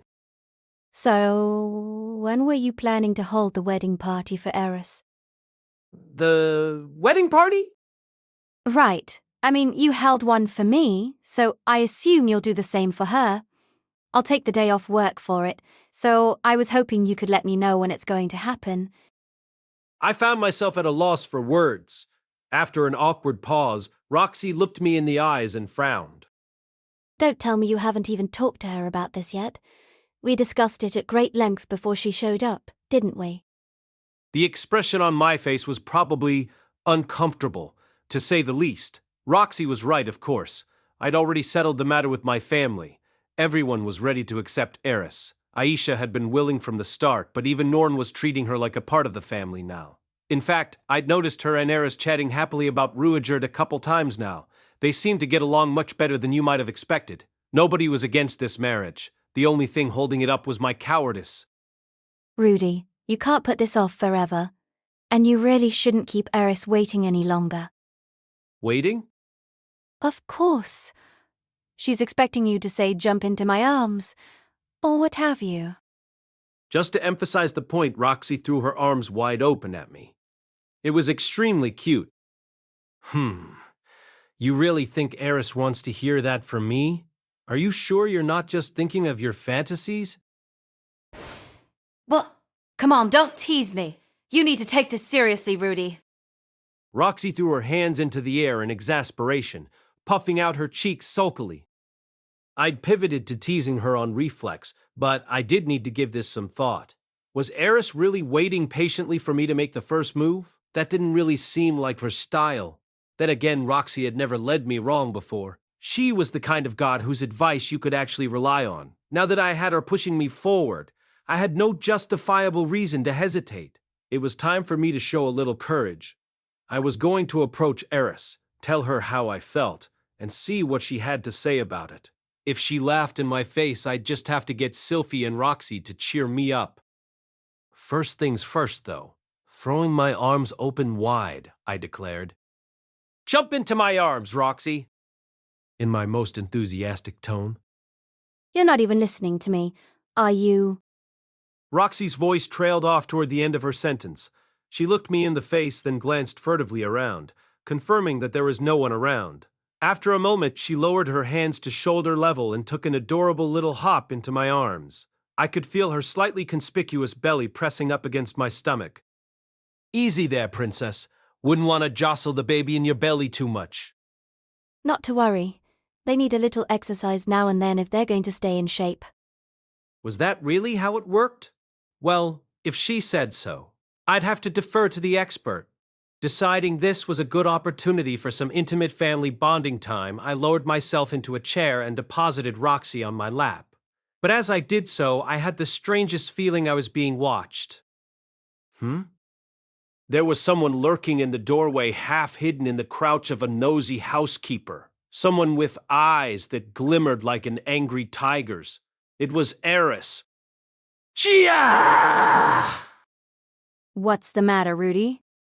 As I shrieked and clutched Roxy tightly in my arms, Eris turned her eyes away from mine and disappeared into the shadows of the hallway. She hadn't said a word, but she'd still managed to absolutely terrify me. Oh, okay. Maybe I'll talk to her tomorrow. The next day, I wandered through the house in search of Eris, hoping to finally have the conversation I'd been putting off so long.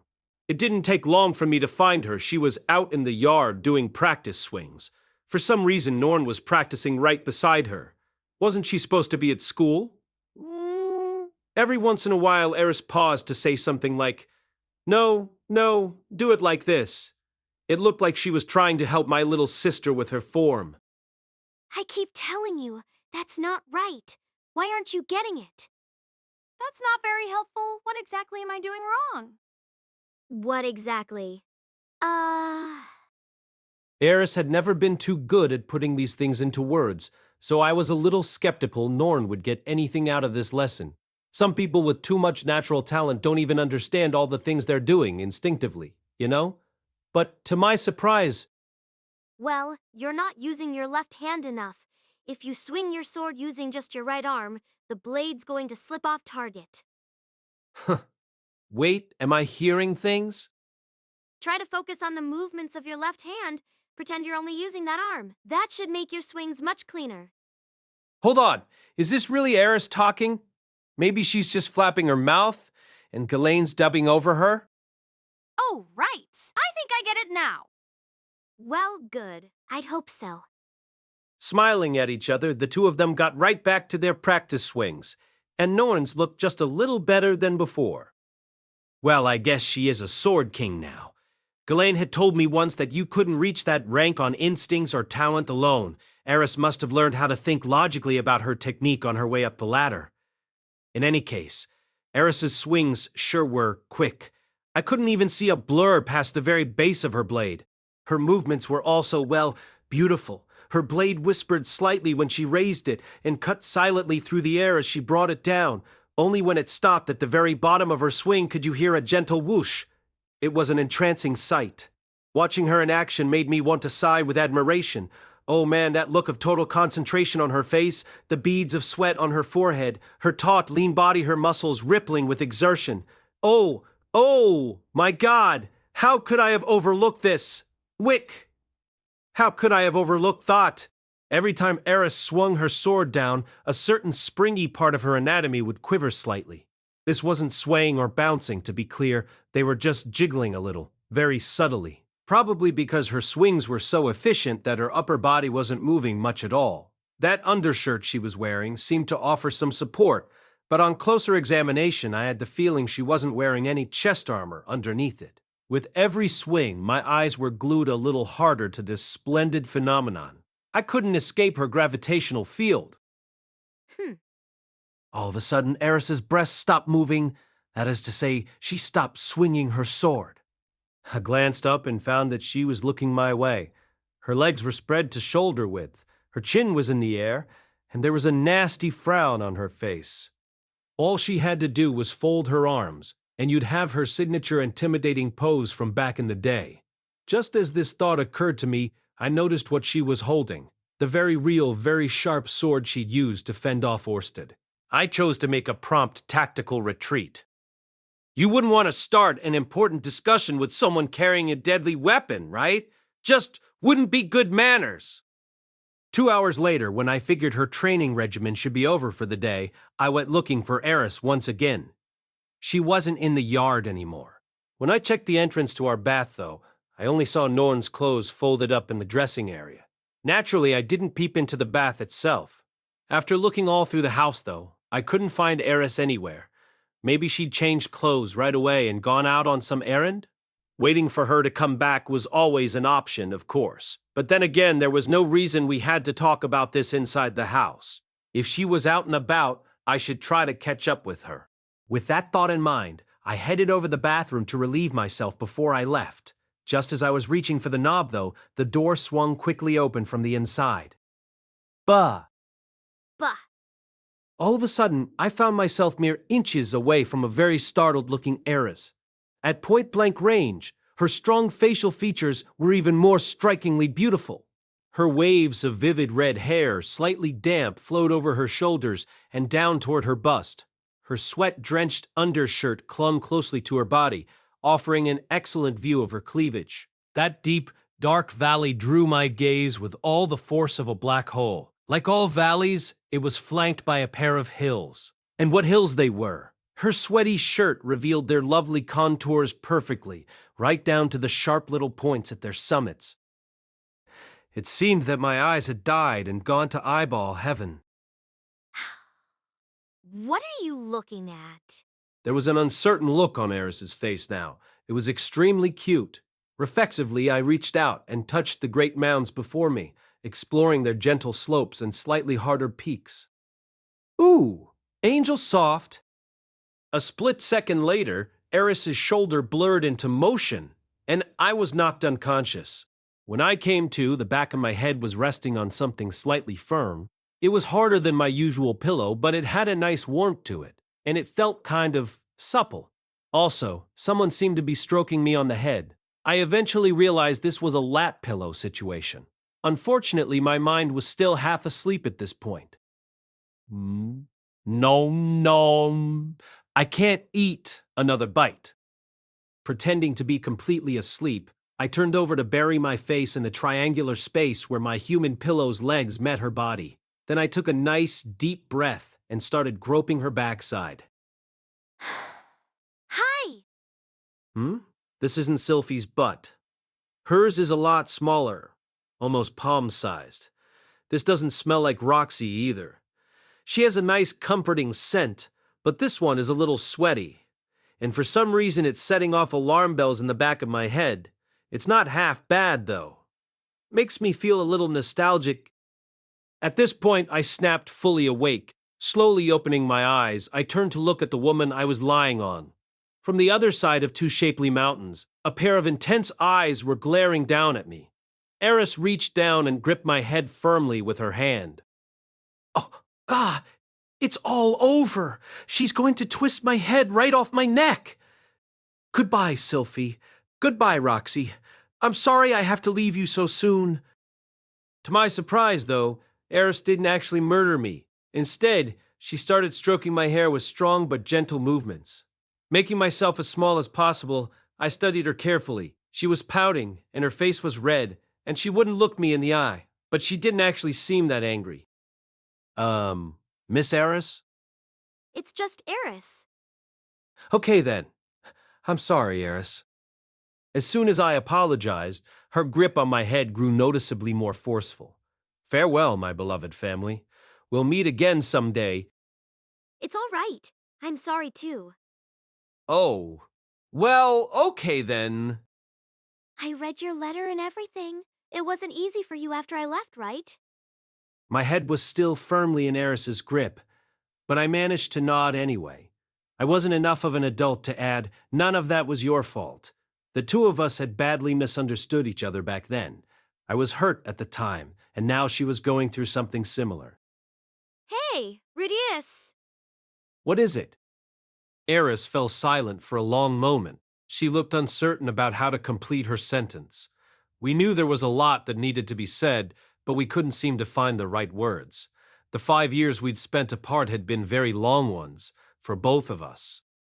You do, love those two, don't you? Yeah, I love them both.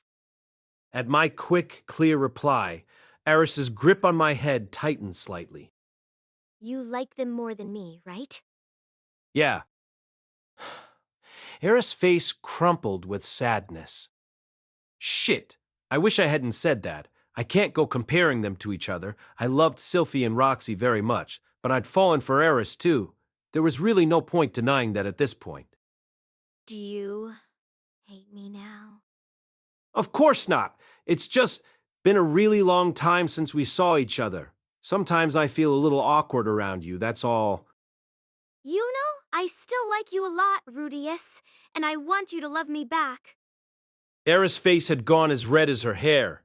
Was I hearing things, or had she just confessed her love to me? Yeah, surely there wasn't any other way to interpret that. The question was how to reply. I knew what my final answer was, but before I could deliver it, I needed to make sure that she really understood what she was getting herself into here. You know I have 2 wives already, right? Scowling, Eris abruptly rose to her feet, rudely ejected from her lap. My head bounced off the wooden floor. It seemed we were in the living room. There was no one else around. Sylphie and Norn were both at home, but maybe they were trying to give us some space at the moment. As I crawled onto my hands and knees, Eris glared at me from above. Her arms were folded, her legs were open to shoulder width, and her chin was in the air. It was the exact same pose she'd used on me the very first time we met. Step outside. Rudeus, I want a duel. Huh? A duel? That's right. If you win, I'll leave for good. But if I win, then you have to love me too? Things had taken kind of a strange turn. All I could manage was a nod. Chapter 11, Eris Grey Rat, Part 2. Somehow, I found myself facing off against Eris just outside the city walls. There was no crowd to witness our duel, but Ghislaine was standing nearby. Eris had dragged her into this on our way out of Sharia. Given that she'd brought a referee along, she probably wasn't planning to actually kill me, right? Eris wasn't saying anything at all. She was just watching me with her hand on the hilt of her sword. On closer examination, I could see that it was trembling slightly, but for all I knew, that was just from excitement. What was I supposed to do here? Should I take this fight seriously? To be honest, I was okay with losing. It actually seemed preferable. I'd fallen hard for Eris. Sure, I just told her that I liked Sylphie and Roxy more, but that was more of a reflexive response than anything else. I couldn't actually rank my feelings for them in a real sense. Sylphie, Roxy, and Eris were all wonderful, lovable women in their own ways. It might sound indecisive, but that was just the kind of no-good bum I was. I had an overactive sex drive and a total inability to stay loyal to a single person. Honestly, a part of me was already drooling at the idea of hopping into bed with this new sexy version of Eris. If she wanted me to love her, I was more than happy to oblige. It wasn't like that would be cheating at this point, right? I mean, I did love her and there was nothing wrong with that, damn it. What could be more natural than wanting to make such an attractive woman yours? Come at me, you Millis church fools. I'll marry as many people as I want. Anyway, that was all well and good, but the question was how Eris would react if I forfeited this duel. What if she took it as some sort of humiliating insult? What if she decided I was just a coward? Eris had become a master swordswoman so she could protect me from Orsted. Maybe I needed to demonstrate my strength to her and show that I'd improved as well. In reality, I hadn't trained nearly as hard as her, but that wasn't the point. She probably wanted me to take this seriously and put up the best fight I could. If I lost, that was fine by me. If I won, I could always ask her to marry me anyway. Maybe I could try out a line like, "All right, you're mine now. Come on, we're going home." Yeah, I liked the sound of that. Of course, the broken pieces of my magic armor were still lying in that forest, and Eris was a sword king who'd put up a solid fight against Orsted himself at melee range. I couldn't see how I was going to beat her unless we started off half a mile away from each other. But hey, whatever. I was fine with losing too. Rudeus. Just as I had reached that conclusion, though, Ghislaine called to me.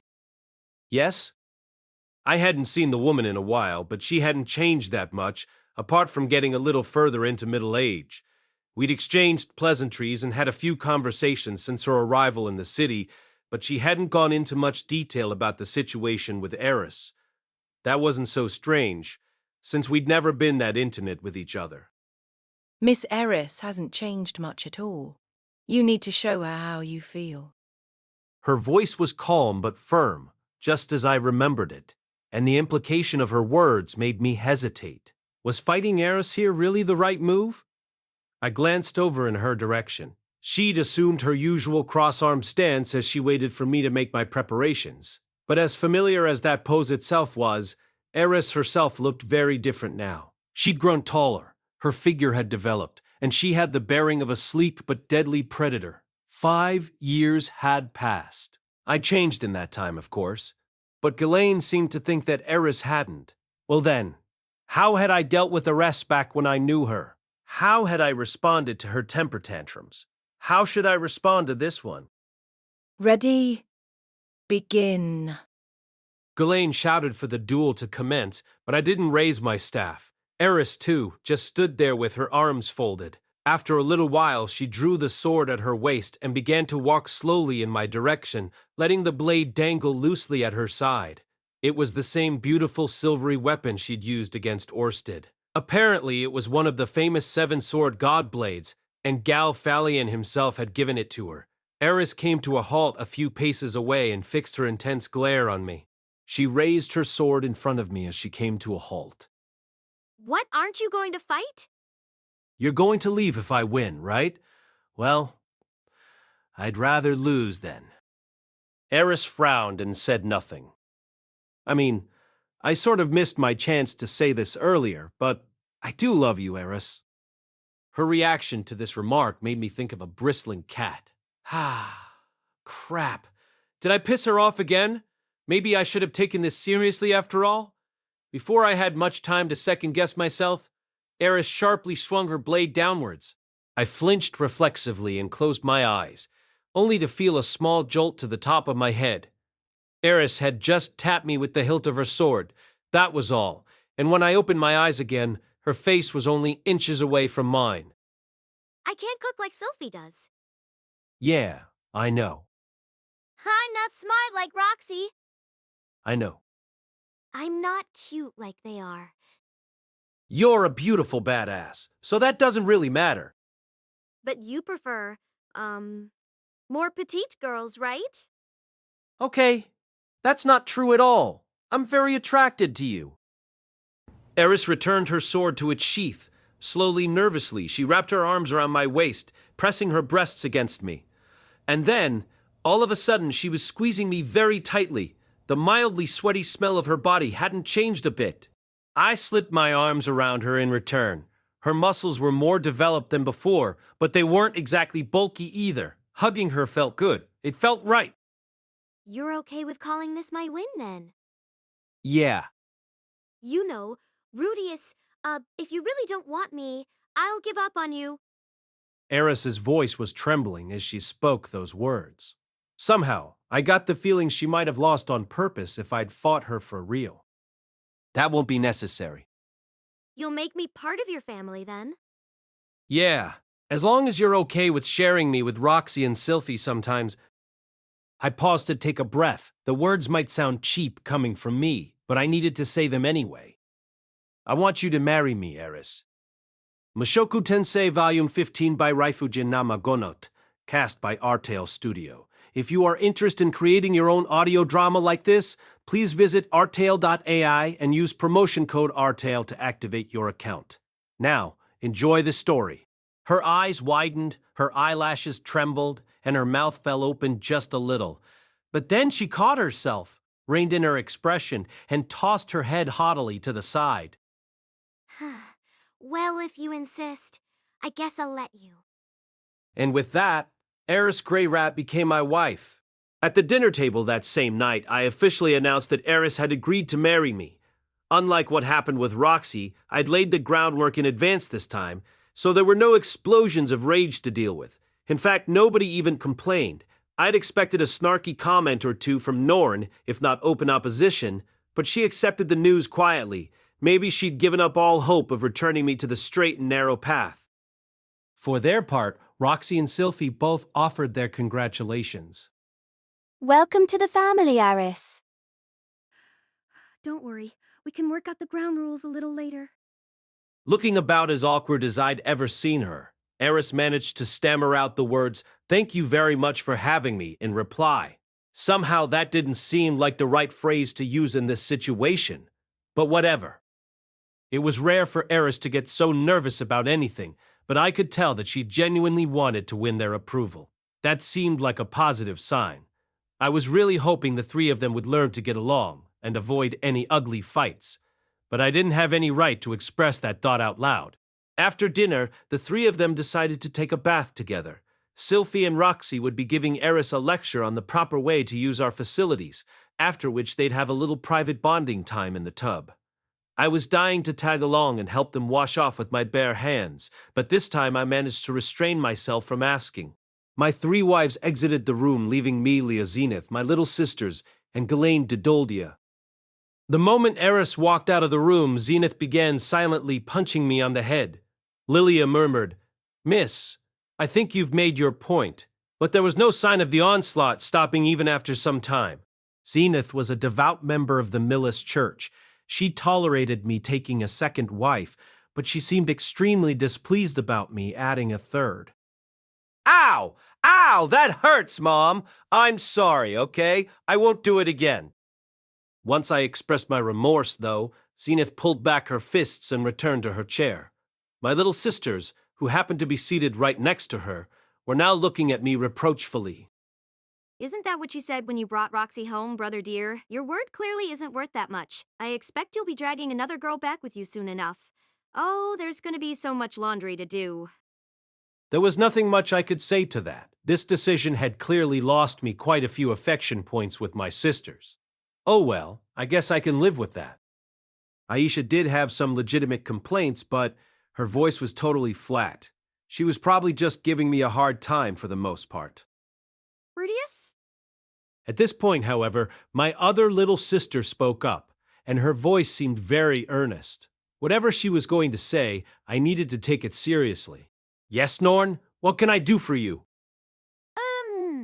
As a member of the Millis Church, I can't really approve of your behavior. Understandable. That said, I can tell how much Miss Eris loves you, so I'm not gonna object this time. You might not be that fond of her yet, but I expect you to give her plenty of affection anyway. That's all I had to say. I understand. I promise to do my very best in that regard. Norn seemed to like Eris quite a bit, actually. From what I heard, she'd been the one to ask her for those sword lessons. I felt like Norn had gotten a lot more outgoing in general over the last few years. Maybe that had something to do with her work on the student council? Either way, it was definitely a good thing. Master Rudeus. Apparently, Lilia wanted to say her piece now. Her voice was a little quieter than usual. Yes, Lilia? Now that you've added Miss Eris to the family, this house will be getting somewhat cramped. I'm willing to rent a room nearby and live there with Miss Zenith in order to... Nope, not happening. Look, I want to take care of you two. Well, you're still the one looking after me, really. But you know what I mean. I can't say that I agree with that assessment, Master Rudeus, but I'll respect your wishes in the matter. If I went and kicked my own mothers out of my house because I'd acquired too many wives, my old man would probably turn into some sort of vengeful spirit. A good kid takes care of his parents when they're older. Indeed, we'd run out of guest rooms now that Eris had joined the family, but that wasn't a major problem. We could figure something out if we needed to. Rudeus. Finally, it was Ghislaine's turn to address me. Yes, Miss Ghislaine? Just Ghislaine, kid. I studied the fearsome swordswoman for a moment. She had to be around 40 by now, but her body was still muscular. It was clear she hadn't been neglecting her training. I can leave the little miss in your hands now, right? Yes, I'll take good care of her, I swear. Oh, yeah. You've done some growing up, I see. You've got the same look Paul had in his eyes when he decided to marry Zenith. Was that supposed to be a compliment? Well, I'd have to take it as one. So I took after my father these days, huh? How nice to hear. Maybe I had grown a little bit more mature. Hold on a second. Ghislaine only knew Paul in the old days, right? Back when he was a total scumbag? Could I really take that as a compliment? What are you planning to do next, Ghislaine? Any thought of settling down in the city? Nah. Now that I've entrusted Miss Eris to you, my job here is done. I think I'll head back down to Asura. Asura? Were you planning to help out with rebuilding the Fitto region or something? Not exactly. I'm going to find whoever got Lord Sauros executed, and then I'm going to kill them. It felt like the temperature in the room had just dropped significantly.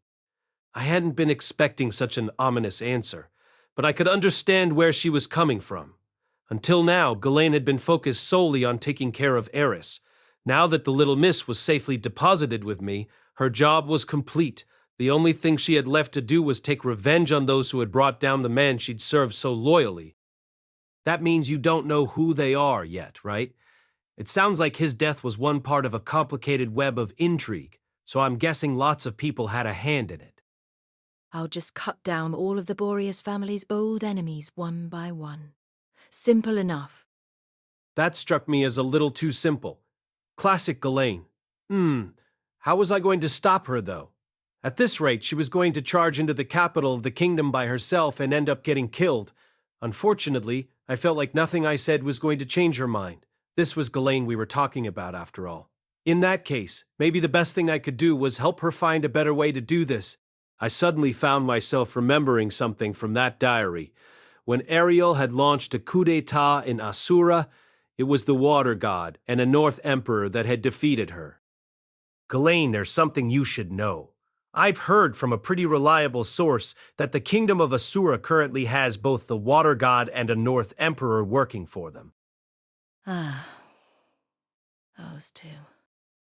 Are you already acquainted? Yeah, I know them well. So does Miss Eris, for that matter. What about it? Well, you might end up having to face off against them. I know how strong you are, but I don't think you'd come out of that alive. True enough. I couldn't handle both of them alone. With a small nod, Ghislaine looked me in the eyes and fell silent. She was waiting to hear what else I had to say about this. For what it's worth, I know one person who got caught up in the same mess that cost Lord Sorrows his life. It's possible she was working against the Boreas family at the time, so you might consider her an enemy. But if you join forces with her, I think you'll get a chance to kill the people you want dead and a legitimate justification for doing so. Who is it? Ariel Anemoi Asura. Ghislaine's ears twitched. It sent a little jolt of nostalgia through my system. Back when I was tutoring her, she always did that when she saw a problem that she couldn't figure out. In any case, if she didn't recognize the name, so much the better. She's the second princess of the kingdom of Asura. Is that so? I paused for just a moment to ask myself if this was really a good idea. Ariel was likely to start a reckless coup attempt in Asura in the near future. Was I just sending Ghislaine to her death? No. The future can absolutely change. For one thing, I'd read that diary. I could offer Ariel at least a little general advice. We could turn that reckless coup attempt into one that would succeed. It was very possible the man-god was going to be pulling the strings behind those events. And since I was Orsted's subordinate now, my involvement might change things somewhat. Assuming I ended up finding some way that Ariel might emerge triumphant, it would be better for all of us to have a swordswoman like Ghislaine on her side. I had every intention of helping out personally, but I'd need to consult with Orsted first. I think you should at least have a conversation with her and see what you think. All right. If you say so, I will. Ghislaine accepted my advice readily enough. For the time being at least, it seemed like I'd convinced her not to do anything too rash. Whoa! I glanced across the table and found Norn and Aisha staring at me with their eyes open wide. Can I help you guys? Oh, it's nothing... You really were the tutor of a Sword King, huh? What, did you think I made that up? I mean, not really. I just didn't expect Miss Ghislaine to take your advice so seriously. Puzzled, Ghislaine and I exchanged glances. Had there been anything that's strange about our conversation?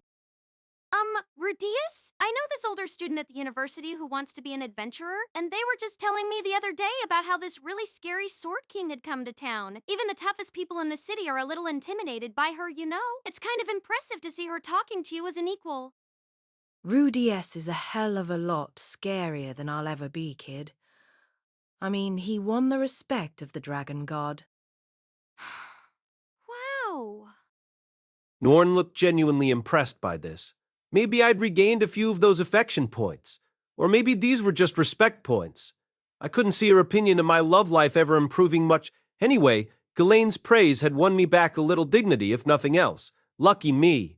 That night, after Ghislaine went back to her inn, Eris joined Sylphie and Roxy for a private conference of some kind.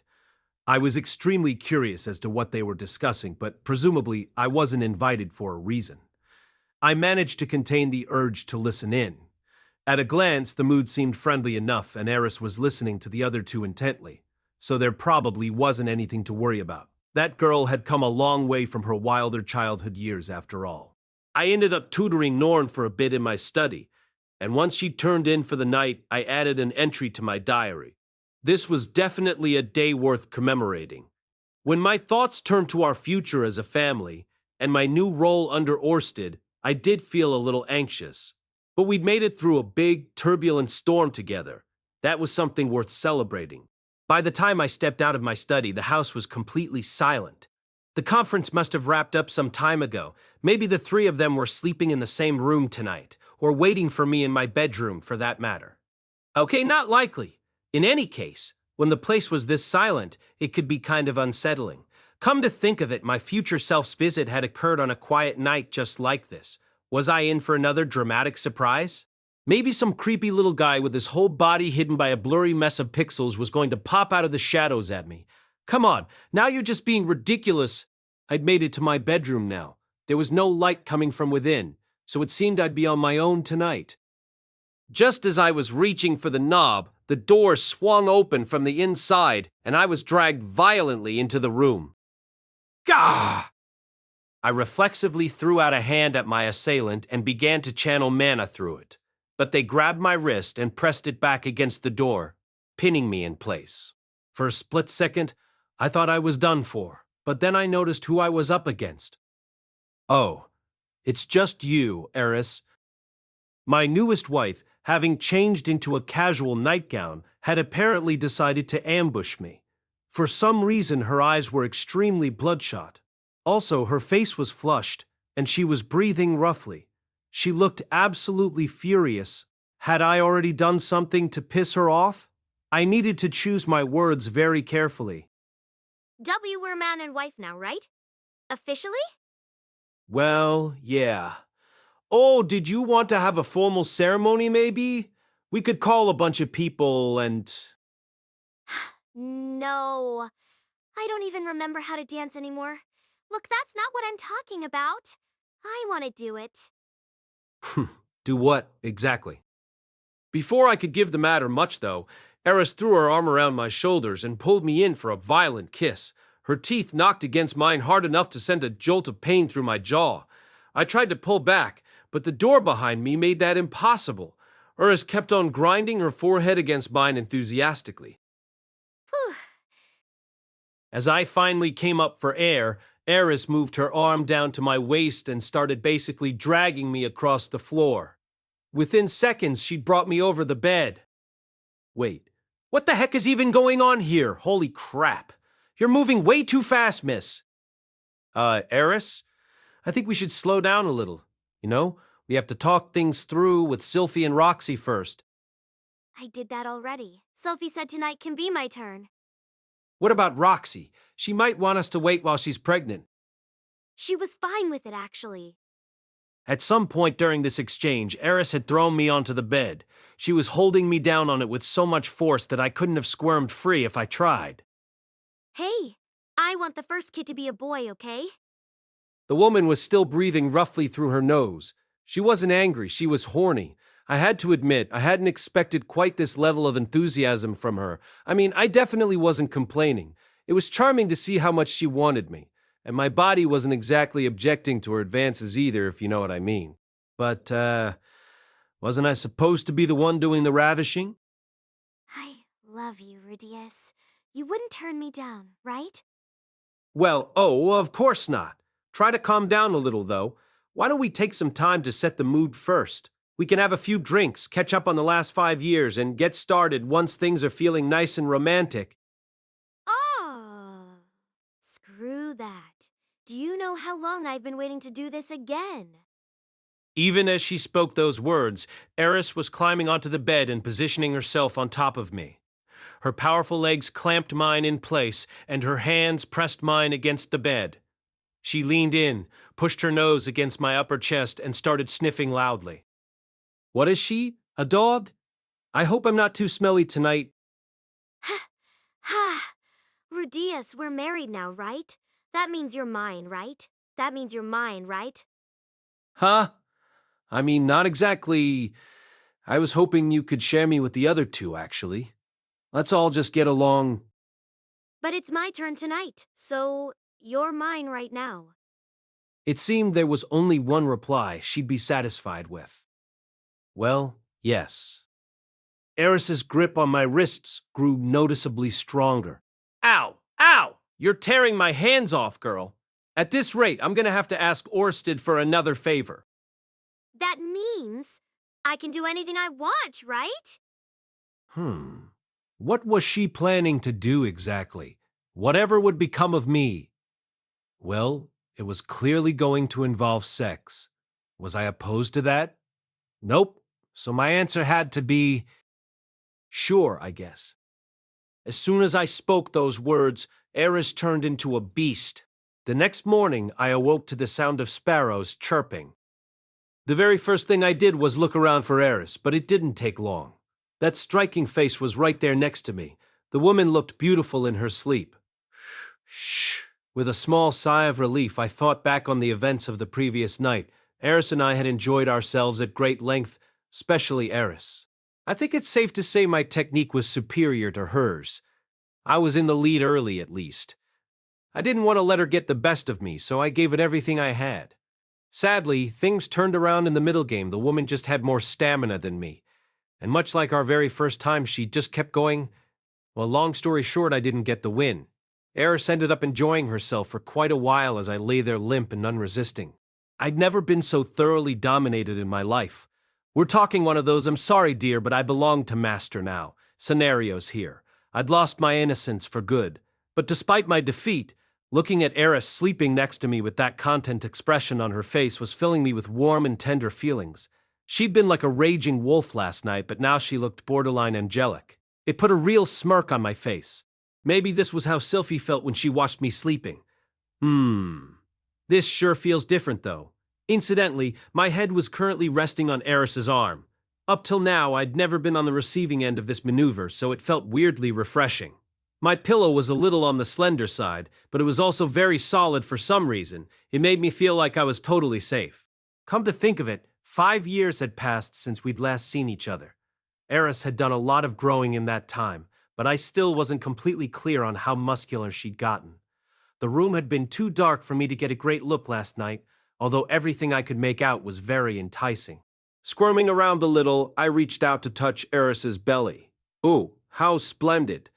On the surface, there wasn't much in the way of clearly defined abs. In fact, she had a decent amount of fat on her. But right underneath that, there was a layer of remarkably dense muscle. When I pushed my fingers against her skin, a compact six-pack revealed itself. My abs weren't bad either, but this was really something else. How was it even possible to have a body like this without getting all bulky? It was a miracle her waist was still so slender. She must have trained all of her obliques and hip muscles in perfect balance with each other. Seriously though, what was it about muscles on a woman that made them so incredibly sexy? I never wanted to take my hands off these things. However, they weren't my only target at the moment. I slowly moved my hand upward in the direction of the two great mounds clearly visible beneath the blanket. Last night, I'd spent a lot of time with my hands trapped in a vice-like grip, so I hadn't gotten many chances to touch these. But we were married now, right? I basically had permission, right? Huo, holy crap, what a solid foundation.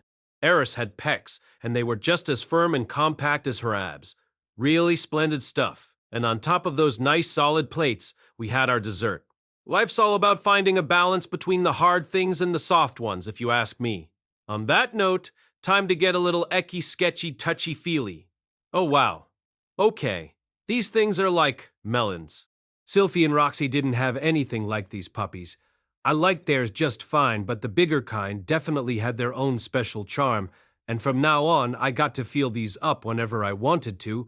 I really owed a few words of gratitude to God. Thank you, Roxy. Thank you, Sylphie. My great quest was at an end. I had scaled the Eris Mountains, and a new day had dawned for all mankind. Ho! Suddenly, a familiar white-haired old man appeared in my mind's eye. Why, if it isn't the wise old hermit. Long time no see, buddy. Take a look at these fresh, glorious fruits. Truly, the land has blessed us with its plenty. Ho, ho! It seems I have nothing left to teach you, young one. May your road lead you to enlightenment. What? No, come back, wise old hermit. Gah. My one-man show came screeching to a halt as I made eye contact with Eris. She'd woken up at some point, and she'd been watching me. Was this the part where I got punched? I mean, I did kind of deserve it after groping her like that. Before I could say anything, Eris's hand whipped over and grabbed my wrist. It looked like she was, in fact, a little upset. Let's talk this out, honey. More chatting, less punching.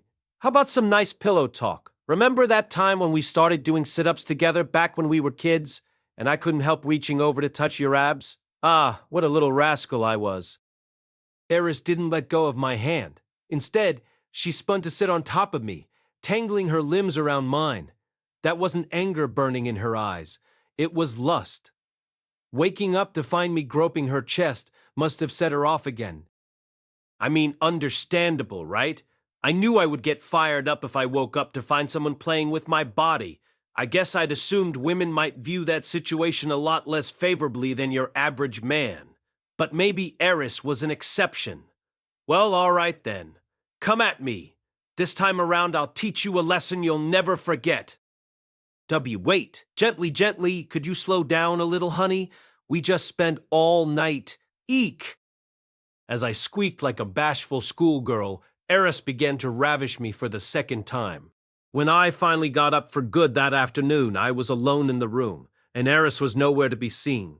Her side of the bed was already cold. I didn't feel anxious or abandoned, though.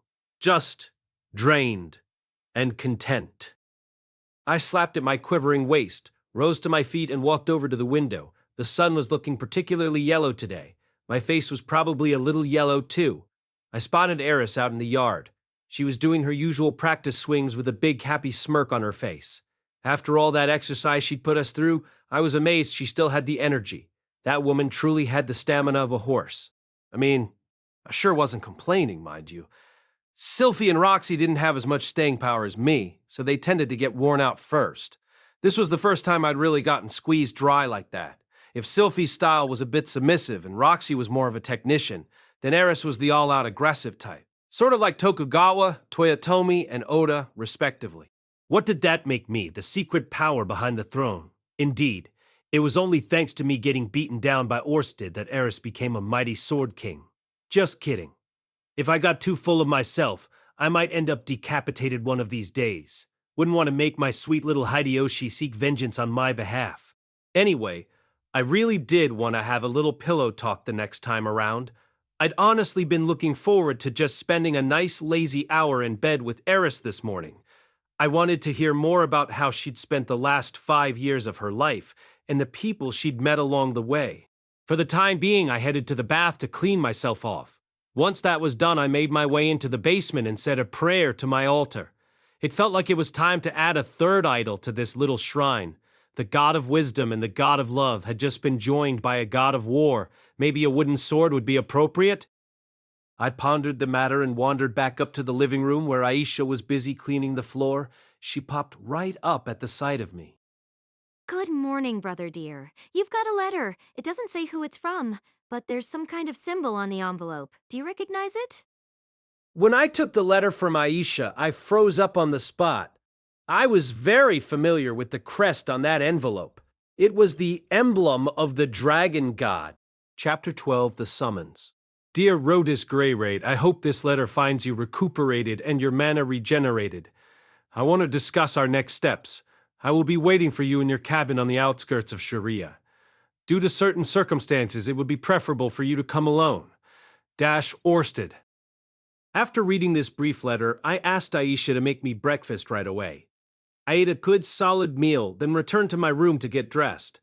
I tried to pick my very nicest clothes, double-checking with Aisha several times to make sure I looked okay.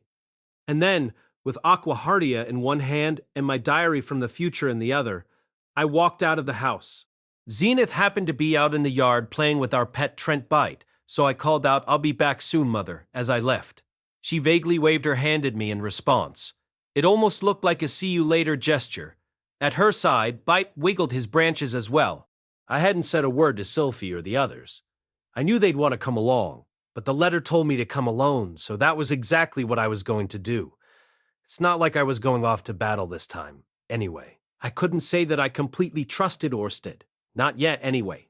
But his letter had showed some concern for my well-being, and its tone wasn't unfriendly.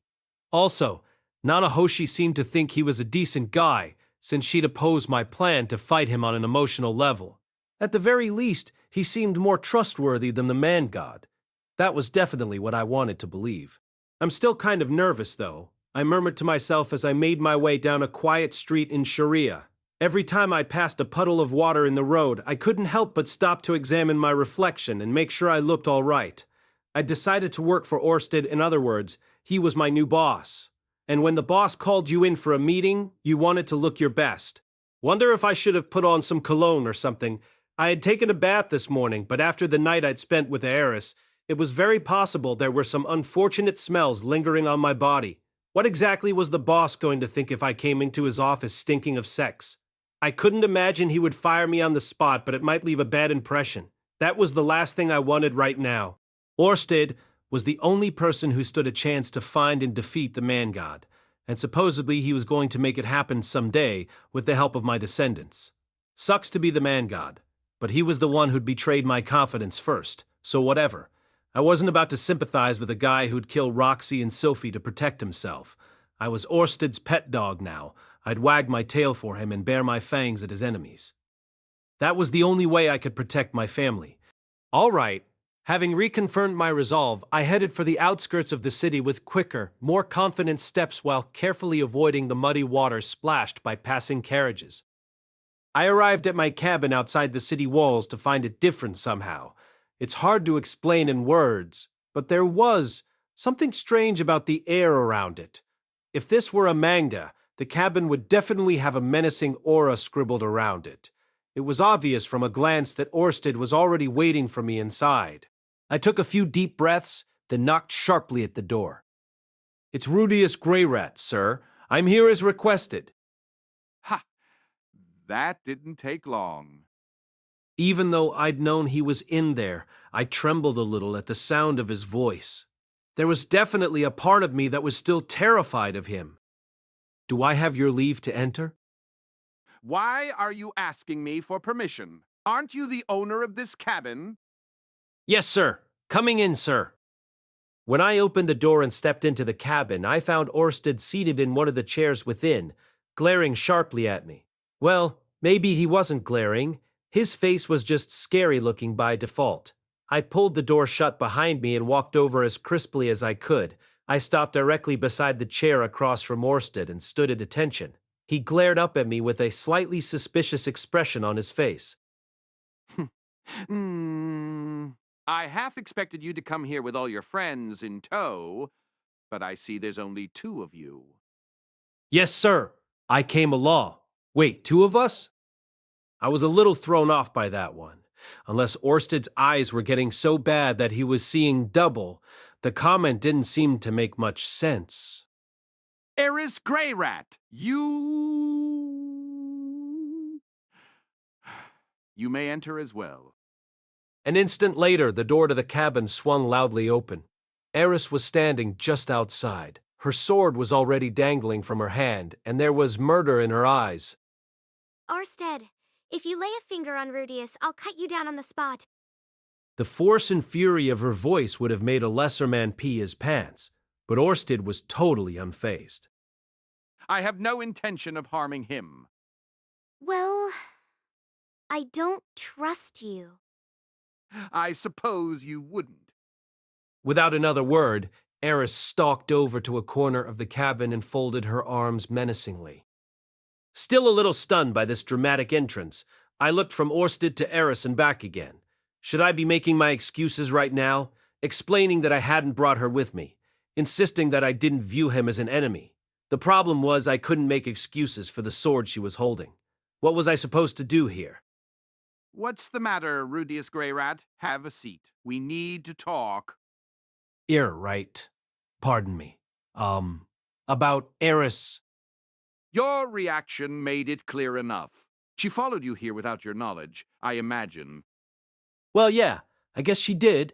Would you, mind if I had a word with her before we got started? Feel free. At least it seemed like he wasn't too upset. Turning around in my chair, I quickly beckoned Eris over with my hand. What is it, Rudeus? Eris, why did you follow me? I saw you all dressed up. I just wanted to know where you were going. all dressed up. Well, I had picked out my best clothes and fidgeted with my hair for a while. Maybe she thought I was going out on a secret date or something. You understand that I'm working for Orsted now, right? Yeah, but it's Orsted Rudeus. He's obviously planning something, right? I'm worried he might be tricking you somehow. That's possible, but it's too early to say for sure. For now, do you think you can keep calm and just let us talk? We can fight him together if I figure out he's tricking me. I'm counting on you, Eris. Oh. Yeah. Got it. Apparently satisfied by this, Eris sheathed her sword and took a seat next to me. It was a good thing her mind worked in such simple ways. I'm sorry about that. It's all right. It seems that Eris has a very hard time trusting you, Sir Orsted, but I suppose that's just the curse at work. Who told you about my curse in the first place? The man god. He claimed you suffer from a number of them, actually. I answered honestly and without hesitation. I prepared myself to tell Orsted everything about my conversations with his enemy. I see. Orsted raised a hand to his chin and turned his gaze upward for a moment. The ceiling of my cabin wasn't much to look at, so it seemed like he was just thinking things over. First things first, allow me to fulfill my promise to you. Huh? Why do you look so surprised? I'm not like your former master. I keep my word. That's nice to hear, but I'm just wondering what he's talking about. Did he promise me something at some point? I'm speaking of my method to protect your family from the man-god. Oh, of course. How did I forget about that? I guess I hadn't thought of that whole agreement as a promise. Exactly. It felt more like a contract. You know, the kind you use to sell your soul to the devil. But then again, the provisions of a contract are basically just a bunch of promises. Right? Sure. Are you sure? I haven't actually done anything on your behalf yet. Yes, but I imagine you wouldn't be able to focus on any task if you're constantly worrying about your family's safety. Well, yes. That's true enough. Huh. He was actually being kind of considerate here, wasn't he? I hadn't expected such friendly treatment right off the bat, to be honest. I was expecting him to order me around sternly. The man had a scary face, but he seemed like a surprisingly good boss. I couldn't understand why Eris was still glaring at him so fiercely. In any case, what specific method did you have in mind to protect them? It's nothing too complex. You need only summon a guardian beast with a strong destiny and order to it to keep them safe. I see. Unfortunately, I don't know how to use summoning magic yet. Very well. I'll draw the magic circle. You can just channel the mana through it. Oh, that works, then. Sorry for the bother. A guardian beast with a strong destiny, huh? In other words, we'd have a guard dog protected by the laws of causality. Will that really be enough to keep them safe, though? The man-god has no influence over anything but humans. In addition, he can't manipulate many individuals at any given time. As long as we are taking action, he should have his hands full trying to stop us. Given his personality, this should be more than enough to protect your loved ones. Oh, good. Now we were psychoanalyzing the guy. That bit about him not being able to influence many people at the same time was interesting, though. It implied he could control at least a few simultaneously. Had he been meddling in other people's lives while he was messing with me? However, you mustn't let down your guard. The man-god is devious and unpredictable. Don't leave everything to the guardian beast. Make sure you're there for them as well. To be honest, those words sounded kind of wrong coming out of Orsted's mouth. He just didn't look like the kind of guy who'd remind you to spend time with your family. Can't judge a book by its cover and all, but seriously. Anyway, since he was willing to prepare this summoning for me, I'd gladly take him up on it. Now it was time to get down to business. There were all sorts of things I wanted to ask Orsted, of course, but I needed to keep up my end of this bargain as well. It couldn't hurt to proactively ask what my orders were. All right then, what is it you'd like me to do for you from now on? Don't you have any other questions for me? Hadn't expected him to push back like that. Sure I do. Lots of them. Why aren't you asking them in that case? Well, I didn't want to pester you too much, I guess. You are my ally now. In other words, I'm your subordinate, Sir Austed. I think we should keep the chain of command nice and clear. The man had beaten the living crap out of me, and now he'd thought up ways to protect my family. Even I wasn't shameless enough to pretend that we were equals in this relationship. very well, if that's what you prefer, but regardless, the two of us will be working together to defeat the man god. It's important that you learn everything you need to know. Okay, but what if I turned out to be the man god spy or something? For all you know, I could start feeding him information every night. I trust you, Rudeus Grey Rat. You risked your life for the sake of your family, and that has earned you my respect. Wow, you're gonna make me blush. I mean, I guess I had been pretty desperate back then, sure. And if that was good enough to make him trust me, I certainly wasn't complaining. Might as well take him up on his offer. What did I want to ask him? A few things came to mind immediately. Why was he so obsessed with the man god? What was that Laplace aspect thing he'd mentioned? Did he know anything about the displacement incident? And could he explain that whole destiny deal a bit more clearly? Those were the big questions for the moment. All right then, I'll just go down the list one by one, I guess. It seemed best to start off with his feud against the man god, or the nature of their relationship, really. Then again, I probably needed to hear more about Orsted himself before I could get to that. Could you tell me more about yourself, Sir Orsted? You want to hear my story?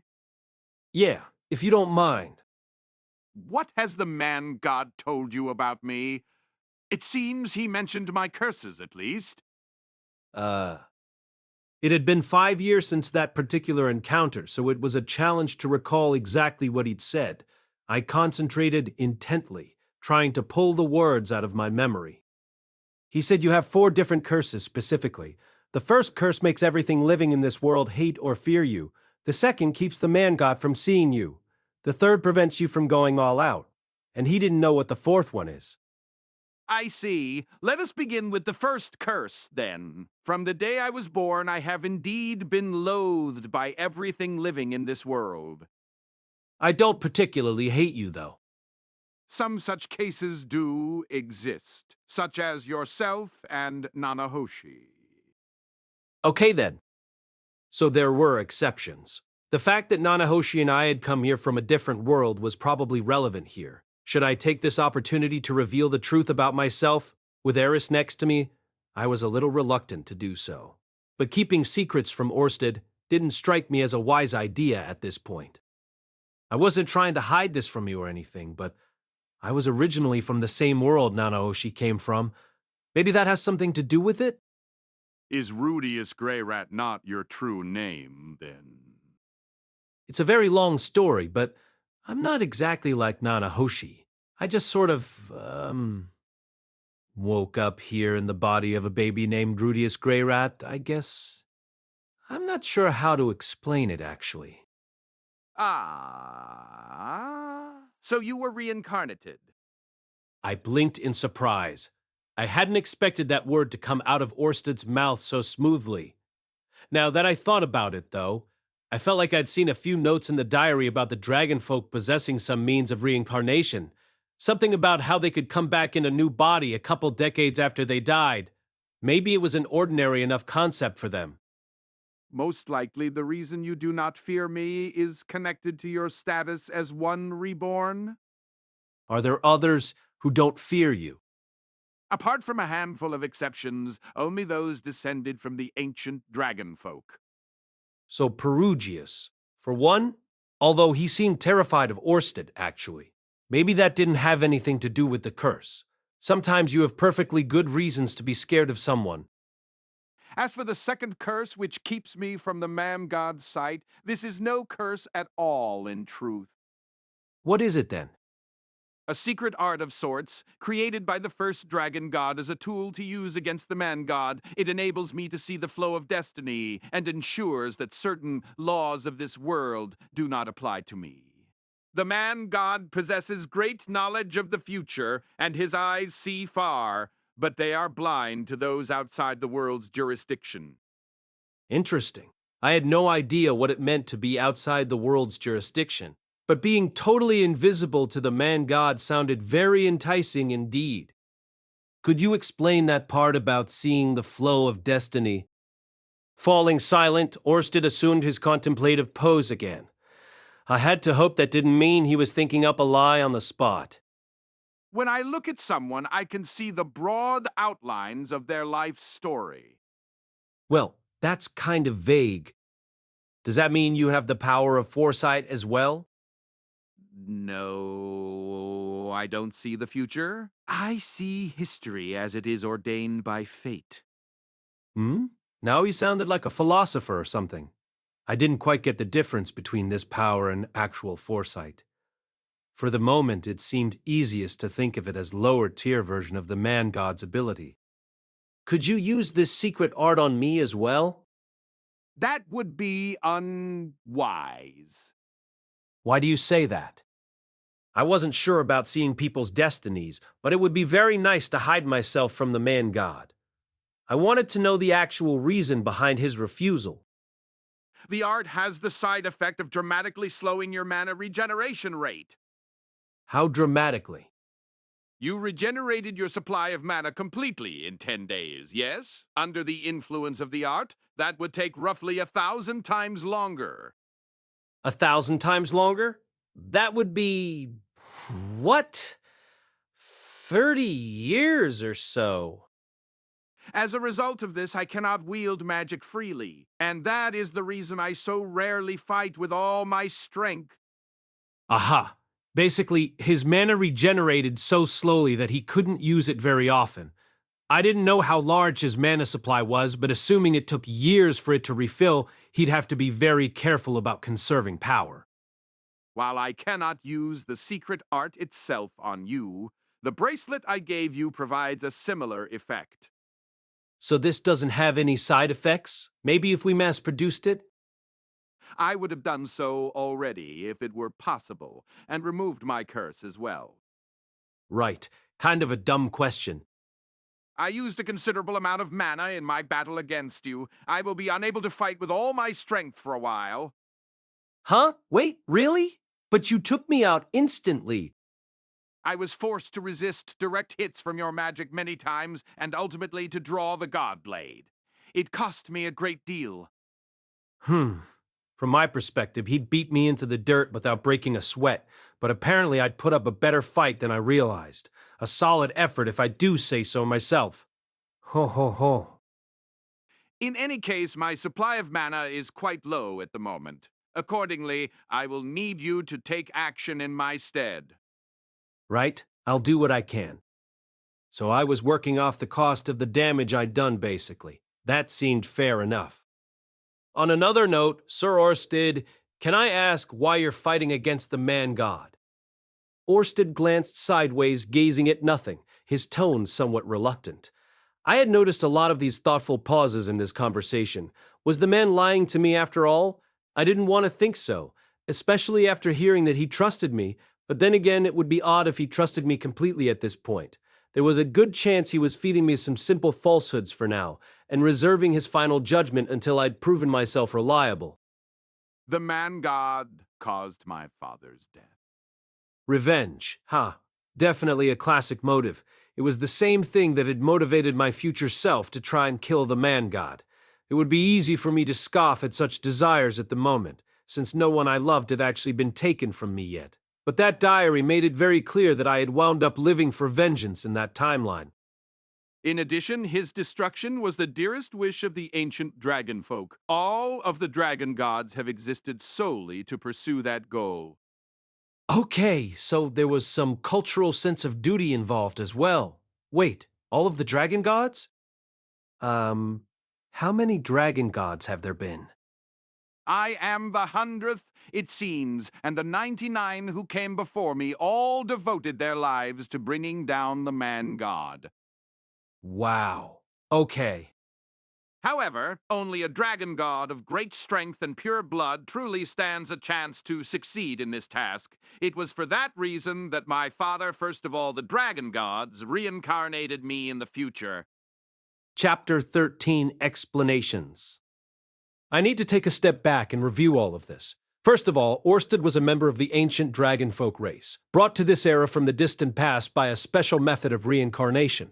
There were two other unusual things about him. He was cursed, and he was under the influence of a secret art. The curse made everyone in the world despise him. The secret art caused his mana to regenerate very slowly, but hid him from the man-god's eyes, and also let him see the future in broad general strokes. Why had he come here from the past, curse and all? It started when the man-god murdered the very first dragon god. All of the many dragon gods who'd followed lived only to pursue revenge. Destroying the man-god was a goal shared by the entire dragon folk race. As the son of that first dragon god, Orsted had traveled to the future to realize that dream. Does that sound about right? Yes, you certainly grasped all that quickly. How long ago were you reincarnated, by the way?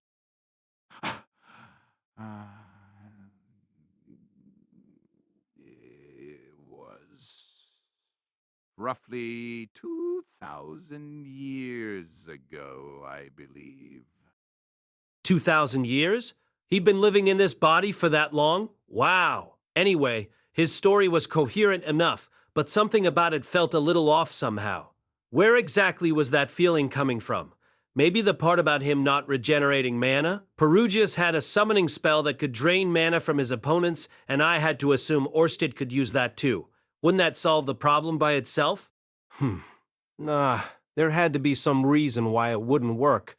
Maybe you couldn't store that mana permanently inside yourself. Well, how about Orsted's intense hatred for the man-god? The fact that the man-god killed his father was a solid explanation on paper, but somehow his animosity felt too intense for that to be its only cause. I didn't get the sense that Orsted was so obsessed with his father's memory, really. I get the feeling that you have a strong personal hatred for the man-god Orsted. Is there some reason for that you haven't mentioned yet? Who wouldn't despise that vicious piece of filth? Fair enough. Over the course of 2,000 years, the man-god had probably done all sorts of horrific things to Orsted. Even if he couldn't talk to Orsted directly, he could still send him messages through others.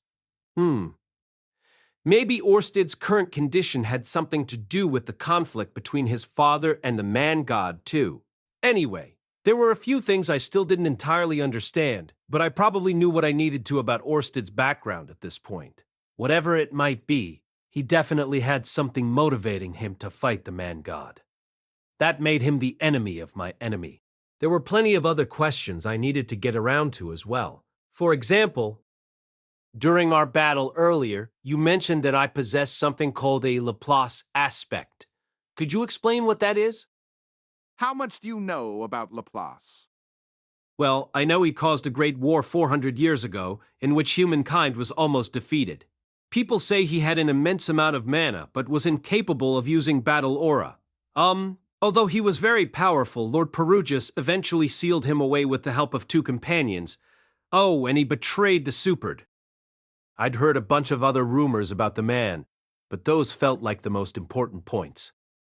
Is that all? Oh, right.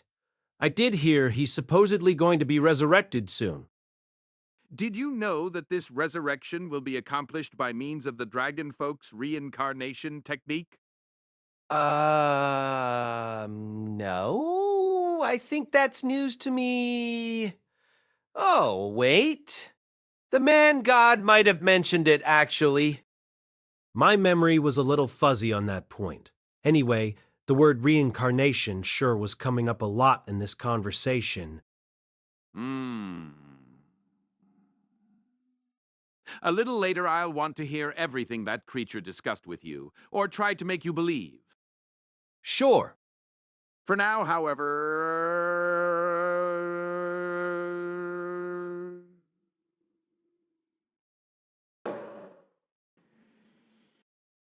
I could feel Eris radiating irritation from the seat beside me at the mere mention of that name. I understood why. The two of us were both good friends of Rudeus, and Laplace was his mortal enemy. That made Laplace our enemy as well.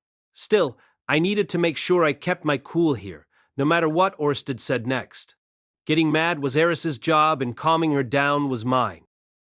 The demon god Laplace, as you may know him, is in fact the pitiful shell of a man once known as the demonic Dragon King. The demonic Dragon King?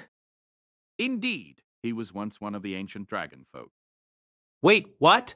Wasn't he the demon god? That means he has to be a demon, right? The demonic dragon King Laplace was among the first generation of the 5 dragon generals. Okay, I'd heard of those guys before. They'd once been under the dragon god's command, but ended up betraying him, and supposedly, their battle ended with no one left standing.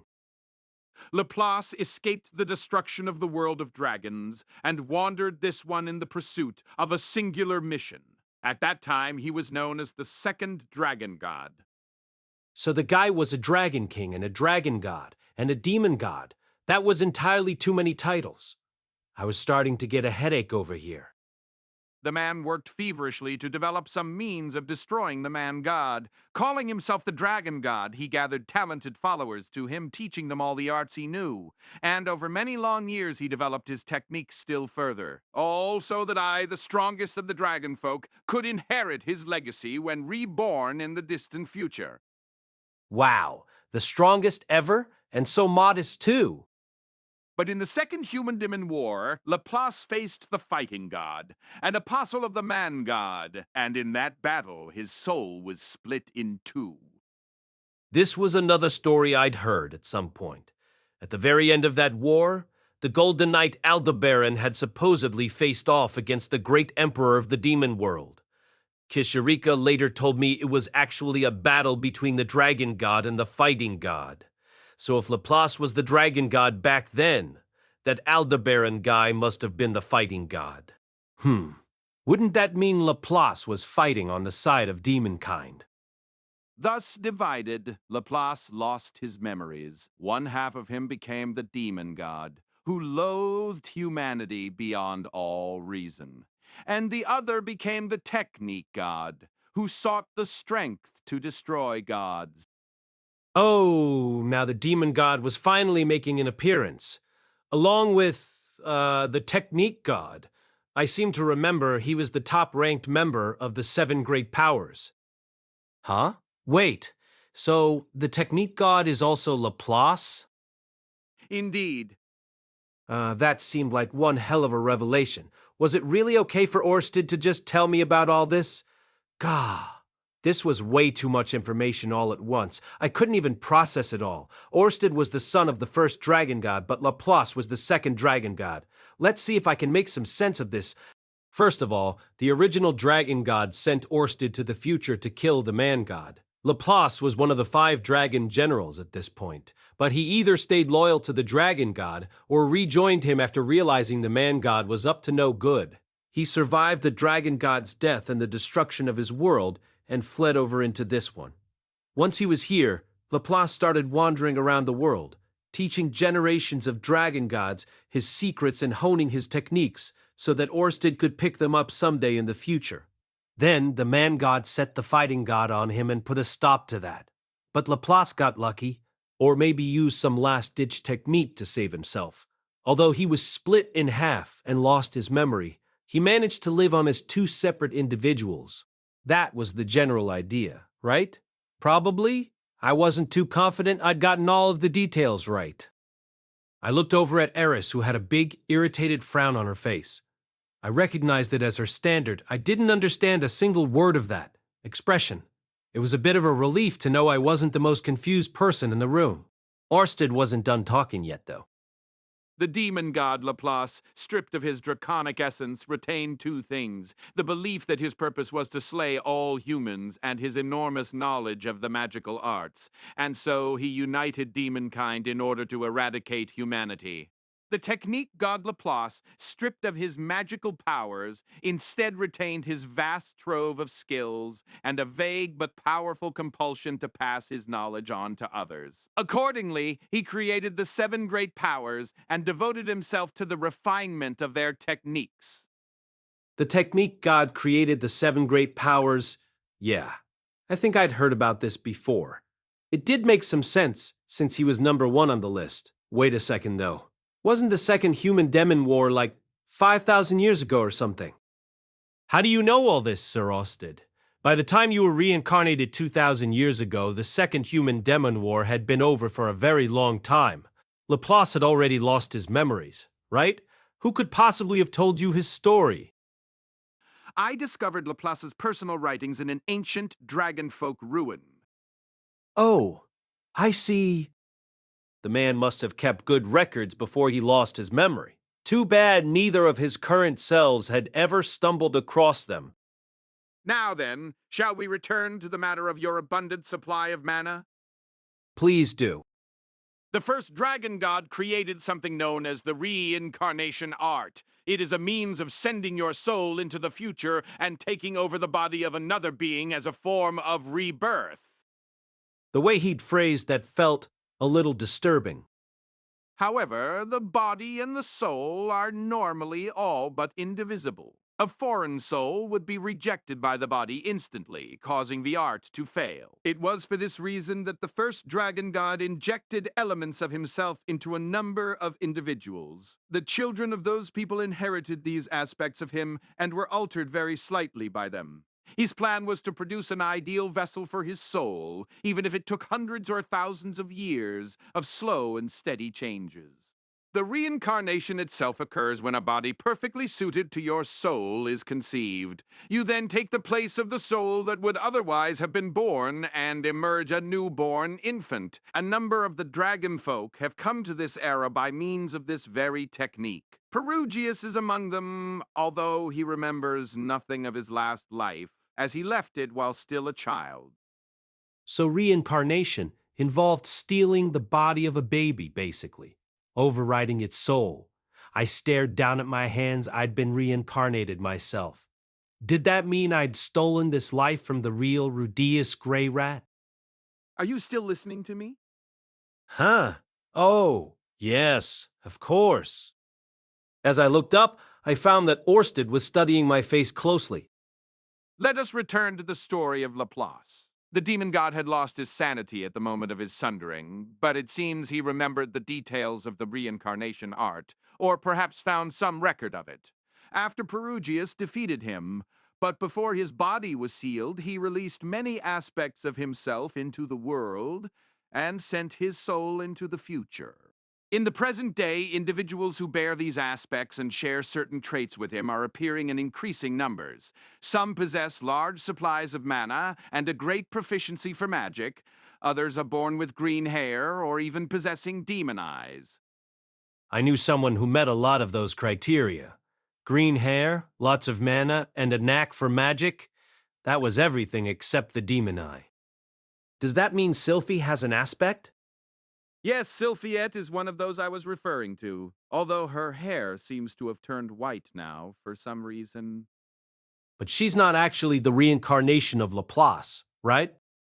Of course not. He could not possibly be reborn as a woman. It was a bit of a relief to hear that. But now that I thought about it, there was a likelier candidate than Sylphie to consider. You think I have an aspect too, right? Almost certainly. A body capable of containing that much mana could not have come into existence otherwise. You know, I always thought I increased my mana capacity by training really hard as a kid. That's also true. Of course, your body merely had the potential to hold vast quantities of mana. Had you not practiced magic from a young age, you would likely have ended up with only a little more than an ordinary person, much like Sylphiette. Your enormous mana capacity is the result of your own hard work, and you have every right to take pride in it. Was that a compliment? Maybe I should be puffing out my chest a little.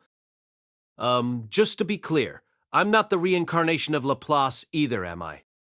No, it will be decades before he's reborn, I expect. Well, that was good to know at least. And I was relieved to finally have a clear answer about why I had so much magic to throw around. I felt a little guilty about the fact that I was basically borrowing Laplace's powers considering my friendship with Rudeus. But hey, it's all about how you use it, right? To be honest, there was something else that was bothering me more. Orsted watched me in silence for a while, then let out a small sigh. There's no need to feel guilty. I know that you're a reincarnate yourself, but no Rudeus Grey Rat exists within my memories. Could you elaborate a little? Those who inherit a Laplace aspect often possess great magical potential, even as an infant, and your body is capable of containing a particularly great amount of mana. It would be no surprise if a fragile newborn soul failed to tolerate such a host. Sorry, what does that mean exactly? The child would likely have been stillborn had you not assumed its body. Oh, well, okay then. As long as I hadn't murdered the real Rudeus.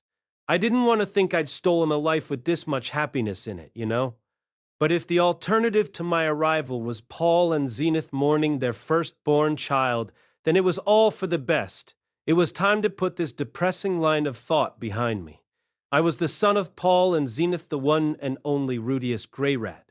With that matter settled, I decided to move on to my next burning question. I've heard that the displacement incident happened as a result of Nanahoshi being summoned. Do you think you could explain in more detail? There's a great deal about those events I don't yet understand. No such thing ever happened before. Well, I'm a reincarnate, and I was close to the epicenter of the disaster when it took place. I feel like there's some chance I caused it, somehow. What? All of a sudden, Eris reached under the table and grabbed my thigh.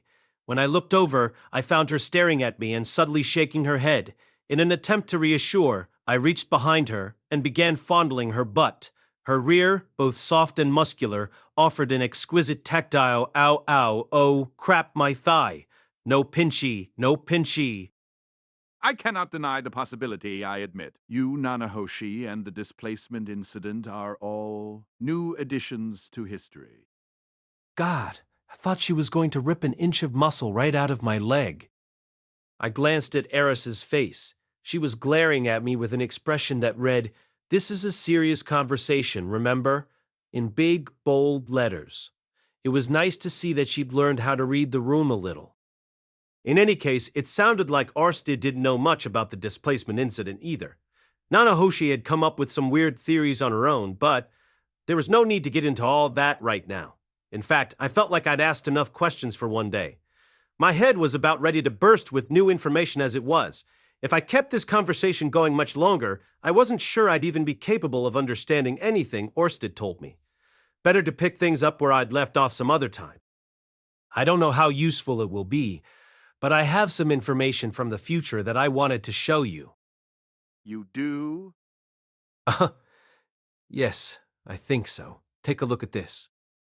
I handed the diary from the future over to Orsted. He flipped it open and quickly skimmed through the first few pages, but after a few moments, he looked up from it with his brow furrowed. It will take some time for me to read all this. The handwriting is rather poor.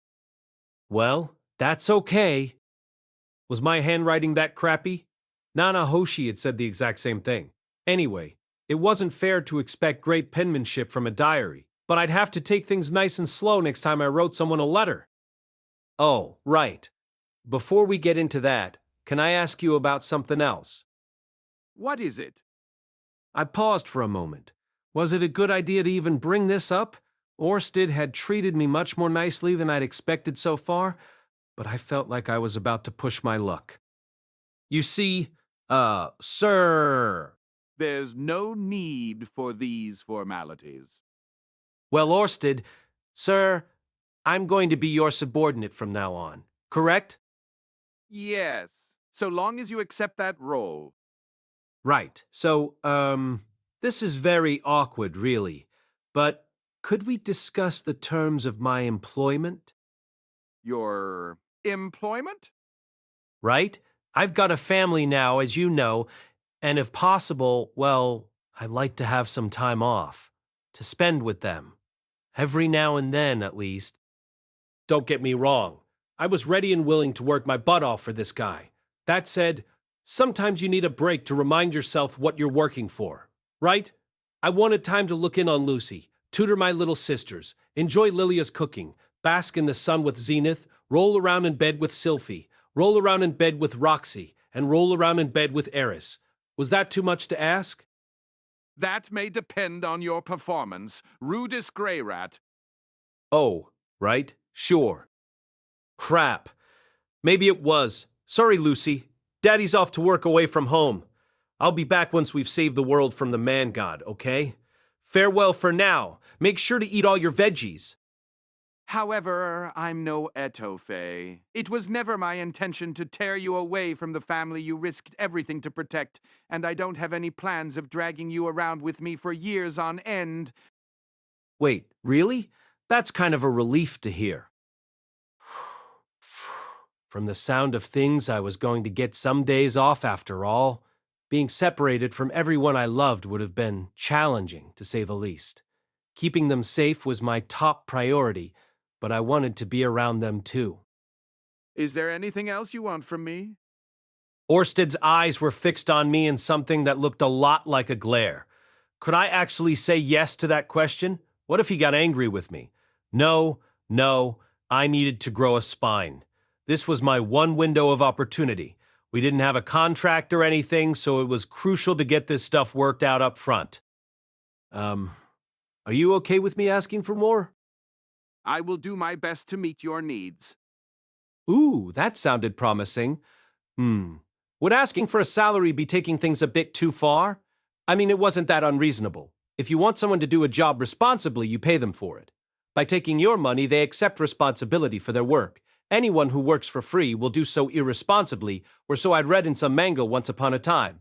Naturally, I wanted to be a responsible subordinate to Orsted, and surely taking some cash from him would be the perfect way to demonstrate this. So, since I'm going to be out of the house a lot, my family's going to lose one of its breadwinners.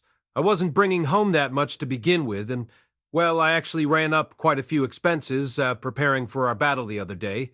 We still have some savings for now, but I could see them running out one of these days. If I'm not working, we'll probably have to cut back on our dinner menu a little, and we've got a bunch of growing kids to...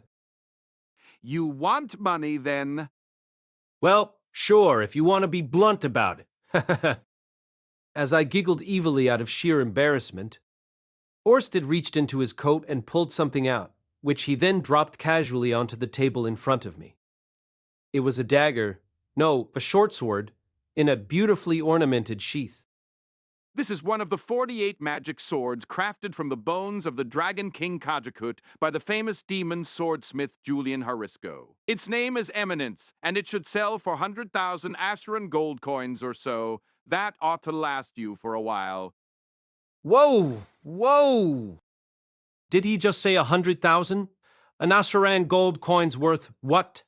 Something like 100,000 yen, right? So that would be 10 billion yen? A guy could live off that kind of money for the rest of his life. Hell, you could probably build yourself a castle. Do you need more? And no, of course not. Holy crap. What was this guy going to expect me to do in exchange for something this valuable? Oh, right. He wanted me to fight the man god. I guess this made me a hired gun, but for some reason, getting paid this much to do the job made it seem a little scarier. There was kind of a practical issue here, though. How was I going to turn this thing into cash? Who the heck was actually going to spend that much money on a single sword? It seemed like the sort of thing the Asuran royal family might do. Maybe I should go squeeze some wealth out of Ariel's brothers? It's just, well, I think it might be difficult to find someone who can afford to pay a fair price for this sword around here. I see. You have a point. Perhaps these would be preferable then. This time, Orsted took out a small leather bag. When he dropped it carelessly on the table, it clattered like pebbles in a can. I picked it up and peered inside. It was packed full of transparent stones in all sorts of vivid colors. Are these gems? They're magic stones. I'd picked out a number of small ones with particularly vivid colors. Sell them to any magician's guild, and you'll walk away with a sizable sum. These were all colored magic stones? Weren't those things really rare? Unlike that legendary sword, this wasn't Build-A-Castle territory, but I could probably bankroll a good decade of decadent living with these. I was starting to feel kind of nervous about accepting all of this. I couldn't help shooting an uncertain look over in Orsted's direction. Do you need more? What? You're not done throwing money at me yet? No, no. Anything more would just be carry at this point. No, this should be fine for now, thank you. I carefully stashed the short sword and the magic stones away. It felt kind of uncomfortable just having them in my clothing, almost as like I was carrying explosives or something. Maybe I could ask Eris to take the sword, at least. Very well, then. I'm going to get started on this diary. What do you intend to do in the meantime? I could wait for you to finish. I believe it will take me a full day to get through this. Right. Well, I don't know. It's still pretty early. Maybe we should just continue our conversation for now? It seems that you consider this diary important, so I would prefer to read it first. It was hard to say how important it really was at this point, but I felt like it was worth having him take a look through it, at least. Orsted had the ability to see the future, but only in a vague way. By comparing his knowledge with the details in that diary, there was a chance he'd figure out something valuable. All right then. I guess I'll head back home for now and come by again tomorrow. Very well. Are you planning to spend the night here, incidentally? Primado, yes. Okay, no problem. With a respectful nod to Orsted, I stepped out of the cabin and turned toward the city of Sharia. In the warm evening light, I made my way along the road back home, staying just a few paces behind Eris. Thanks to all the complicated things I discussed today, my head was feeling heavier than usual. The only thing my weary brain was capable of focusing on was the shapely pair of buttocks just in front of me. Eris's butt really was amazing. I'd never seen such a perfect synthesis of muscle and fat. Somehow it was both compact and plump. The girl had curves, all right. This was probably what people meant when they talked about sex appeal. Incidentally, Eris's pants were pretty tight around her butt, which emphasized its shape in a pleasing way. They made it very clear just how much volume she had in there. What exactly would you call those things anyway? Tights? Leggings? It wasn't a style you saw much of around here. Was that some kind of leather they were made of? No, they looked too flexible for that. Maybe it was fabric instead? I felt like touching them would be the quickest way to check. Yes, that seemed like an excellent idea. I might lose consciousness for a little while, but that was a small price to pay for solving such a profound mystery. All right, Eris, can you counter my new technique, the grope of light? Rudeus. Eris suddenly turned around, and I hurriedly looked up in order to meet her gaze. You're still Rudeus, right? As always, there was a cryptic little frown on her face. From her tone, though, I knew she had to be talking about all that reincarnation business we discussed earlier. Yeah, it sounds like I've got that Laplace aspect thing mixed up inside me somewhere, but I'm still the same person I was yesterday. So nothing's really different now, right? Right? I learned a few new things about myself, that's all. I haven't changed a bit. I kept my answers simple and straightforward, with no apologies or excuses. To be honest, I wasn't sure if Eris had been keeping up with my conversation with Orsted. The man seemed to feel that reincarnation was a perfectly ordinary everyday phenomenon, and I'd read enough science fiction in my previous life to make sense of his explanations. But without that kind of background knowledge, it might have been almost incomprehensible. Then again, Eris was about 20 years old now. She was past the age where you could get by without doing any thinking for yourself. There was a part of me that wanted her to stay clueless forever, but that was just a stupid, selfish dream. Do you want me to keep this a secret from Sylphie and Roxy? If you don't mind, yeah. I'd rather tell them myself when the time's right. In reply, Eris took 3 quick steps forward, then stopped abruptly in her tracks. The setting sun was behind her now, silhouetting her against the evening sky. Her hair shone like rubies as a light played through it. Even in the shadow, her striking facial features and intense gaze were mesmerizing. Damn, she really is beautiful. All right. You have to hold my hand then. Eris held out her hand, and I took it without another word. It was as lovely to look at as the rest of her. It was also calloused and a little on the tough side. Very different from Sylphie's hands or Roxy's. Warm and strong, that hand wrapped itself around mine. I squeezed it firmly back and began to walk. This was the first time in ages that I'd strolled along side by side with Eris. For some reason, it was enough to make me very happy. And when my thoughts turned to the new chapter of my life that would begin tomorrow, my heart throbbed slightly with excitement. Extra chapter, a wild blade finds its sheath. And gay? Eris's eyes snapped open violently. She'd woken herself up with a somewhat undignified yelp. She sat up in bed and scratched at her unkempt hair, looking around in bleary confusion. She was in an unfamiliar bed in an unfamiliar room. The window and the closet were both new to her as well. However, she recognized the two swords leaning against the bed and the clothes scattered carelessly across the floor. It was clear that she'd gone to sleep here on her own initiative last night. Ah, right.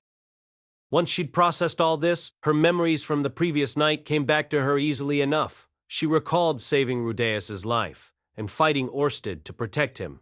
In her years at the Sword Sanctum, she dreamed about battling Orsted on many occasions. On the days she pushed herself to the very limit in her training and fell asleep the moment her head hit the pillow, it almost always happened. The dreams changed somewhat as she grew older and stronger, but they always involved her battling the dragon god alongside Rudeus, and she always woke up before the duel was concluded. Yesterday, however, their battle had reached an end. Something that had never happened before, and the outcome was nothing like she'd imagined. It had seemed too strange to be real. She assumed it must have been another dream, but judging from where she found herself this morning. I guess that really happened. The day after the battle with Orsted, she woke in the Grey Rat family's house. Eris Grey Rat was starting to feel uneasy. For many years, her dream had been to fight Orsted alongside Rudeus. It was the whole reason she'd traveled to the Sword Sanctum. She had now fulfilled that goal. Things hadn't gone exactly as she'd imagined, but she'd held her own against the dragon god. Of course she had given some thought to what would come after this.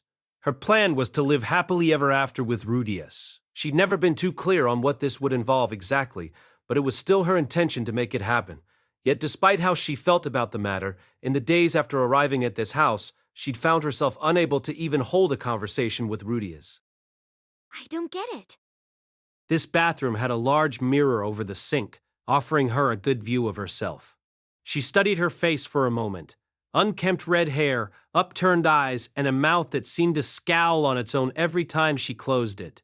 She'd managed to wash the dry drool off her cheek, but it hadn't helped matters much.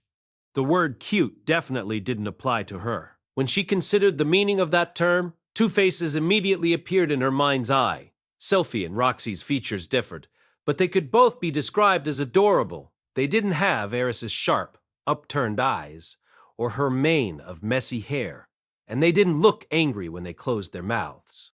Their figures were very different from hers as well. Their bodies weren't that womanly, but Rudeus seemed to prefer things that way. Of course, Eris couldn't magically change her appearance overnight, so she'd given up on competing with them on this level. But there were other aspects of this problem to consider, too.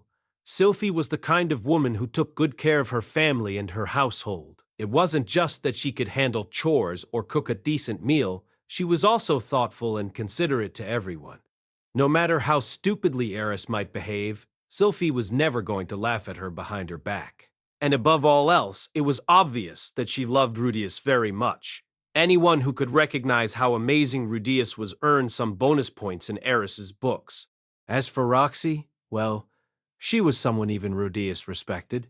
Mushoku Tensei, Volume 15 by Rifujin Namagone, cast by RTL Studio. If you are interested in creating your own audio drama like this, please visit rtl.ai and use promotion code RTL to activate your account. Now, enjoy the story. She had a bit of a clumsy side, but she seemed like a calm and clever person with a wise outlook on life.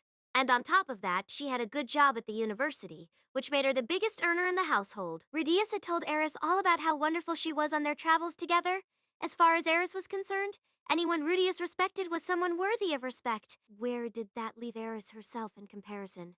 She wasn't much good at housework or cooking. When it came to earning money, working as an adventurer was the only thing she knew how to do, and it was hard to say how well she'd even manage that without Rudeus handling all the complicated details. Just to repeat, Eris had every intention of staying with Rudeus from now on. The specifics hadn't worked out as she expected, but those were all minor details in her mind. Of course, there was a part of her that wanted him all to herself, and she had some mixed feelings about coming on as wife number 3. But she'd accepted all that some time ago. Rudeus had gone through a very difficult period because of her, for one thing, and she'd seen plenty of men with multiple wives back in Asura. There was nothing that strange about it to her. That said, now that she'd actually met his other wives, she was starting to feel kind of inadequate. Eris wasn't a kid anymore. She knew that life wasn't simple or easy. She still didn't have a great sense of just how complicated it could get, but she was well aware that you couldn't get through it with nothing but your sword skills. Back in the day, she'd never worried about all that other stuff. In her mind, Rudeus could take care of everything, and that meant she didn't need to bother. But after seeing Sylphie and Roxy at work, she didn't feel that way anymore. The whole reason she'd run off to the Sword Sanctum in the first place was to become Rudeus's equal. She wanted to become stronger so that she wouldn't be a burden to him anymore. And she had achieved that goal, to be sure. But now that she was back, it turned out Rudeus already had 2 women supporting him. They both had all sorts of valuable life skills which they actively used to help him in 100 different ways. Maybe she didn't have the qualifications to be his wife after all. Maybe that was the reason he kept shooting her glances with a weird look on his face instead of bringing up his marriage proposal. It was a distressing thought, one couldn't seem to shake off. Under ordinary circumstances, Eris might have tossed all her worries to the side and charged head-on at Rudeus. But these weren't ordinary circumstances, and her feelings of self-doubt had grown so strong that she couldn't bring herself to start the conversation. All right. By nature, however, Eris wasn't capable of brooding at great length. And she wasn't the spoiled young lady she'd once been, who was incapable of taking action on her own. She was a master swordswoman who'd studied in the Sword Sanctum itself, earning the prestigious rank of Sword King. During the course of rising to these heights, Eris had learned exactly what to do when she felt self-doubt. When you lacked the qualifications that you needed, it was just a matter of obtaining them. After washing up and finishing her daily practice swings, Eris quickly rinsed her sweat off, then headed straight toward the kitchen where Sylphie, Aisha, and Lilia were already bustling around. Only a few days had passed since the battle with Orsted, which had been a stressful and tiring experience for everyone, but with 3 competent cooks in the kitchen working on a fairly small number of dishes, things seemed to be going smoothly enough. Let me help too. What should I do first? You just wait patiently until the food's ready, Eris. The implicit message here was, there's nothing for you to help with. Aisha was a cheerful, sweet girl by nature, and she had nothing but fondness and respect for her new big sister. But she was also well aware that Eris couldn't cook to save her life. Also, they had the situation under control as it was. I can't just sit around forever. I'm going to be Rudeus's wife, too. Aisha somehow resisted the urge to sigh in exasperation and looked over at Sylphie, who was smiling awkwardly. Sylphie was the one in charge here, so the final decision rested with her. Do you know how to cook, Eris? I can help out at least. Well, okay. Could you cut these vegetables for me then? We're going to use them in a stew, but they're always a little tough for us to chop. Sylphie handed Eris a kitchen knife and pointed her in the right direction. Eris looked down at the freshly peeled squash-like vegetables before her, brimming with excitement. Just need to chop these up, right? Yeah, they're pretty tough, though. Do you think you can manage? Of course. I'm real good with the sword. But that's a kitchen knife. Eris had basically done nothing except practice with the sword for years now. But back in her adventuring days, Rudeus had taught her how to strip the skin off a dead monster, and she'd also dressed the meat a few times. It wasn't like she had no experience at all with cooking, in other words. Unfortunately, preparations for the Grey Rat family's breakfast didn't involve the dissection of poisonous monsters, but Eris was convinced that she could handle chopping a few vegetables easily enough. However, the squash proved a lot tougher than Eris had anticipated, and her knife stopped short halfway through it. She was very good at hitting quickly moving targets, but this was her first time facing an immobile object on a cutting board. Maybe it was something you needed to practice. However, Eris was a sword king now. She knew her way around a blade, and she knew how to slice right through things, even if they were a little tough. Eris? You want to cut that at more of an... Just as Sylphie was about to teach her the trick to this, Eris exhaled sharply, raised her knife too quickly for the eye to follow, and swung it violently back down. Sylphie didn't even see a blur. She just heard the chunk of the blade striking home, and saw the squash split in half, along with the cutting board underneath it. The cutting board Rudeus had bought her when they got married, and she'd been using ever since. How do you like that? Sylphie's cheeks twitched slightly, but she managed to control herself. She'd been fond of that cutting board, yes, but it was a practical object, and it would have gotten worn out eventually in any case. They could always buy another one. Ah, that's the cutting board Rudeus bought Sylphie as a wedding present. Eris, you're terrible. Slowly, anxiously, Eris looked over at Sylphie. The woman's cheeks were still twitching, but somehow she'd managed to keep a smile on her face. Oh, it's all right. It's not like she did it on purpose. Eris' apology was genuine. If someone had chopped a gift Rudeus gave her in half, she knew she would have flipped out on them. Think we'll let someone else handle cutting the vegetables today, though. For the next few minutes, Sylphie made an effort to find little tasks that Eris could help out with.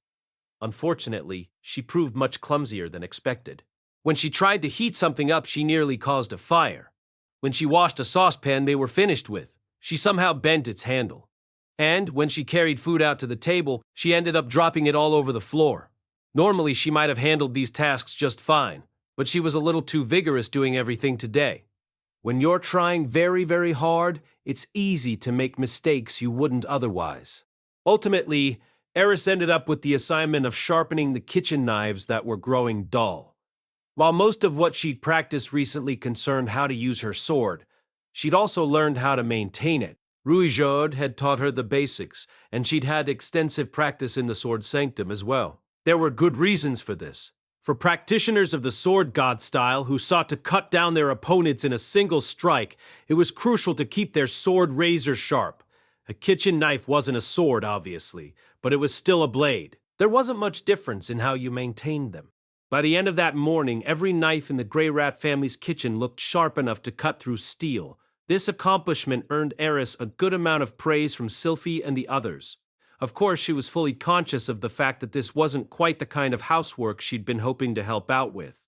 Eris had screwed up big time in the kitchen. Still, she wasn't about to give up. It seemed like cooking wasn't her thing, but she could still find a way earn her keep at least. With this thought in mind, she set out for the Renoa University of Magic, where Roxy worked as a professor. The plan was to explain the situation and see if Roxy knew of any jobs she might be suited for. You want to know if there's anything you can help out with?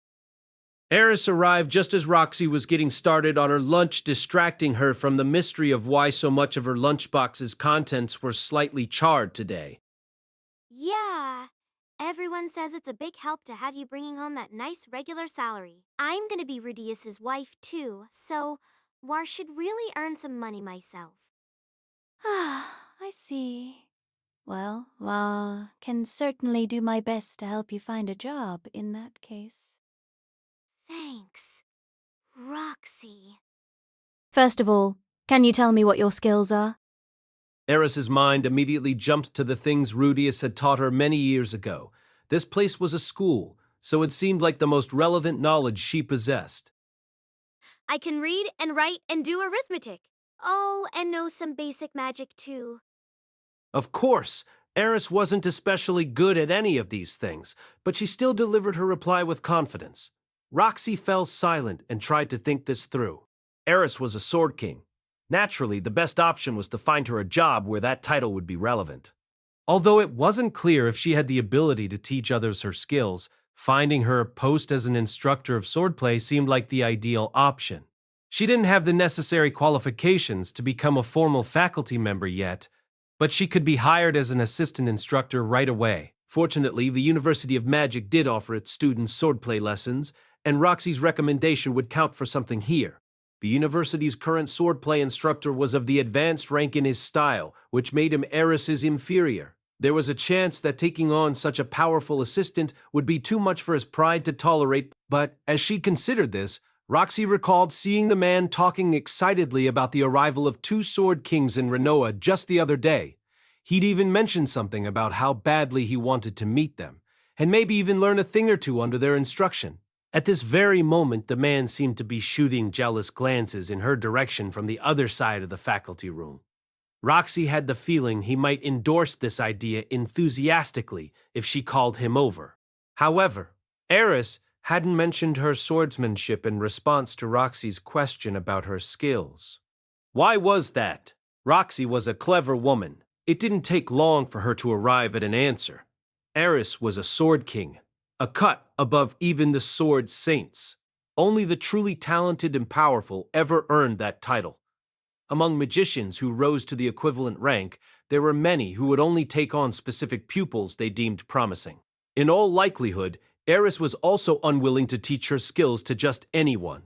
In that case, suggesting she take a job as an assistant swordplay instructor would be most unwise. She might even take it as an insult.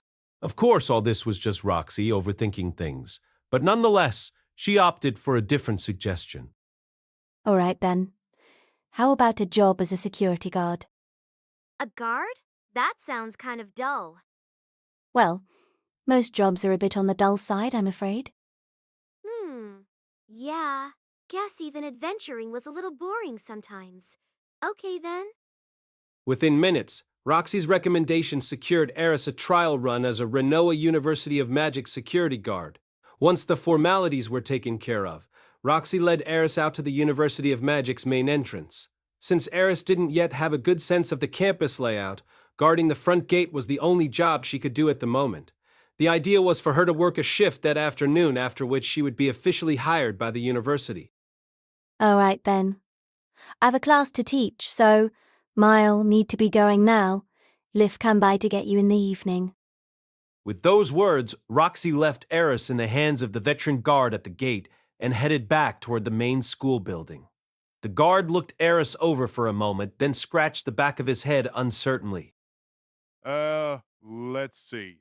Mean gate duty's pretty simple, honestly. You just stop anyone who looks fishy or dangerous, ask them to prove their identity, and kick them out when necessary. That sounds easy.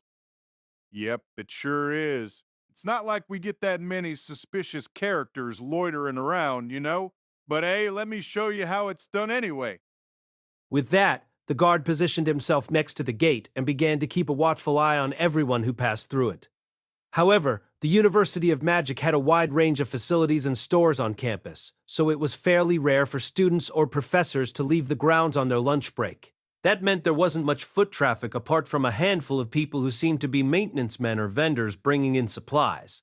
The guard did call out to one tough-looking customer with a big scar on his cheek, only to discover that he was a bodyguard for some noble student living in the dorms. Just as he'd said, the campus didn't seem to get too many fishy-looking visitors. So that's about it. The foot traffic will slow down even more by the early afternoon. Why don't you have a try for a while? Got it. In high spirits, Eris positioned herself next to the gate where she assumed her signature pose, arms folded, legs spread wide and chin in the air. Her gaze was intense, in fact. Nobody could seem to look her in the face.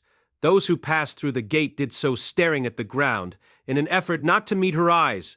There were no shady customers to be seen. Anyone who was considering some illicit behavior would have thought twice after one good glare from Eris. However, among all the cowering and cringing, there was one man who didn't so much as flinch. Indifferent to Eris's presence, he strode onto the campus as if he owned the place. The expression on his face was calm and confident. There was nothing that unusual about his bearing, but given the quivering people around him, he stood out like a sore thumb. And so, Eris made a snap decision. There's something strange about that guy. Hold it right there. The man stopped in his tracks and looked over at Eris dubiously. Can help you? His tone was polite enough, but the look on his face was saying, "Uleme, busy man, can we get this over with quickly?" Of course, this attitude only made Eris more suspicious. There's something fishy about you. I've been passing through this gate for more than 20 years, and this is the first time I've heard that. You seem rather fishy to me yourself. Don't recognize your face. How long have you been working here? Just started today.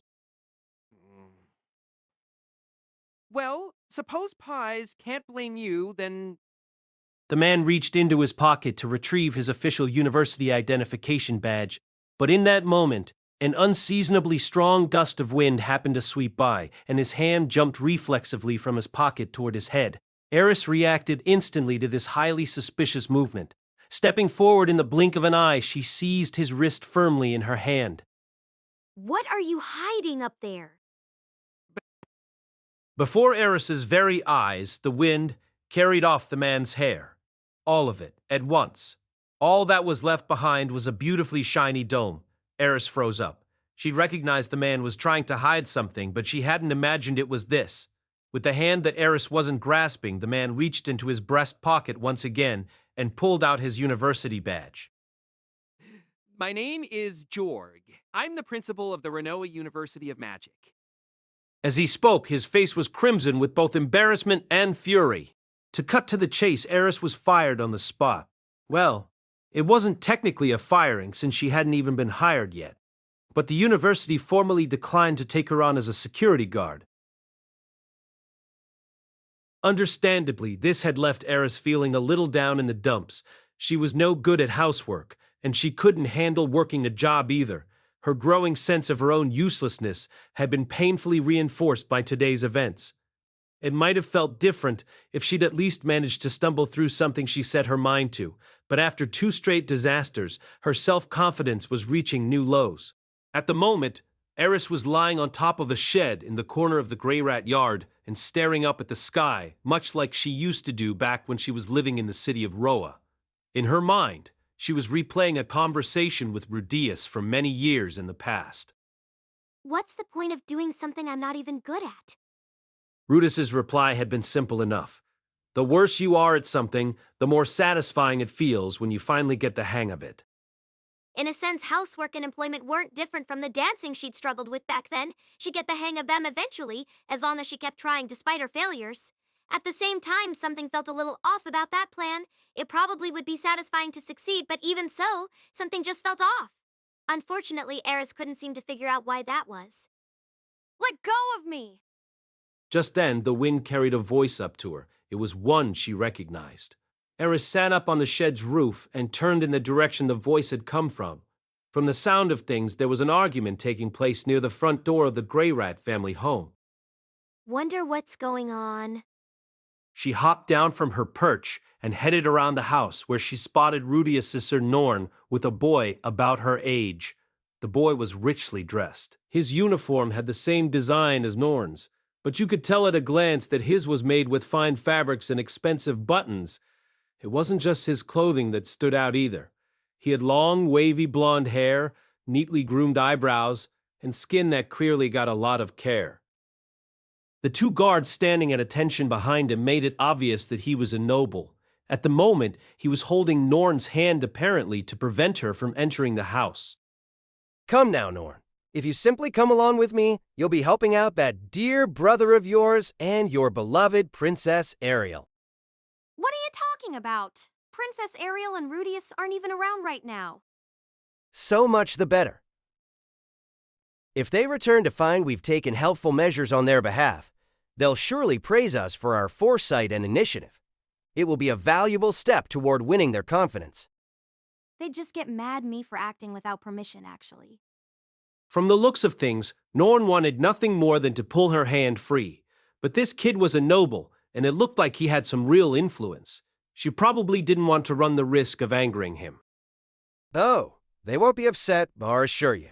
Take a look at these 2 behind me. They're elite fighters we recruited from one of the best mercenary bands in all of the Northern Territories. Your brother's been spending a lot of time away from the house lately, hasn't he? Allow me to protect it in his stead.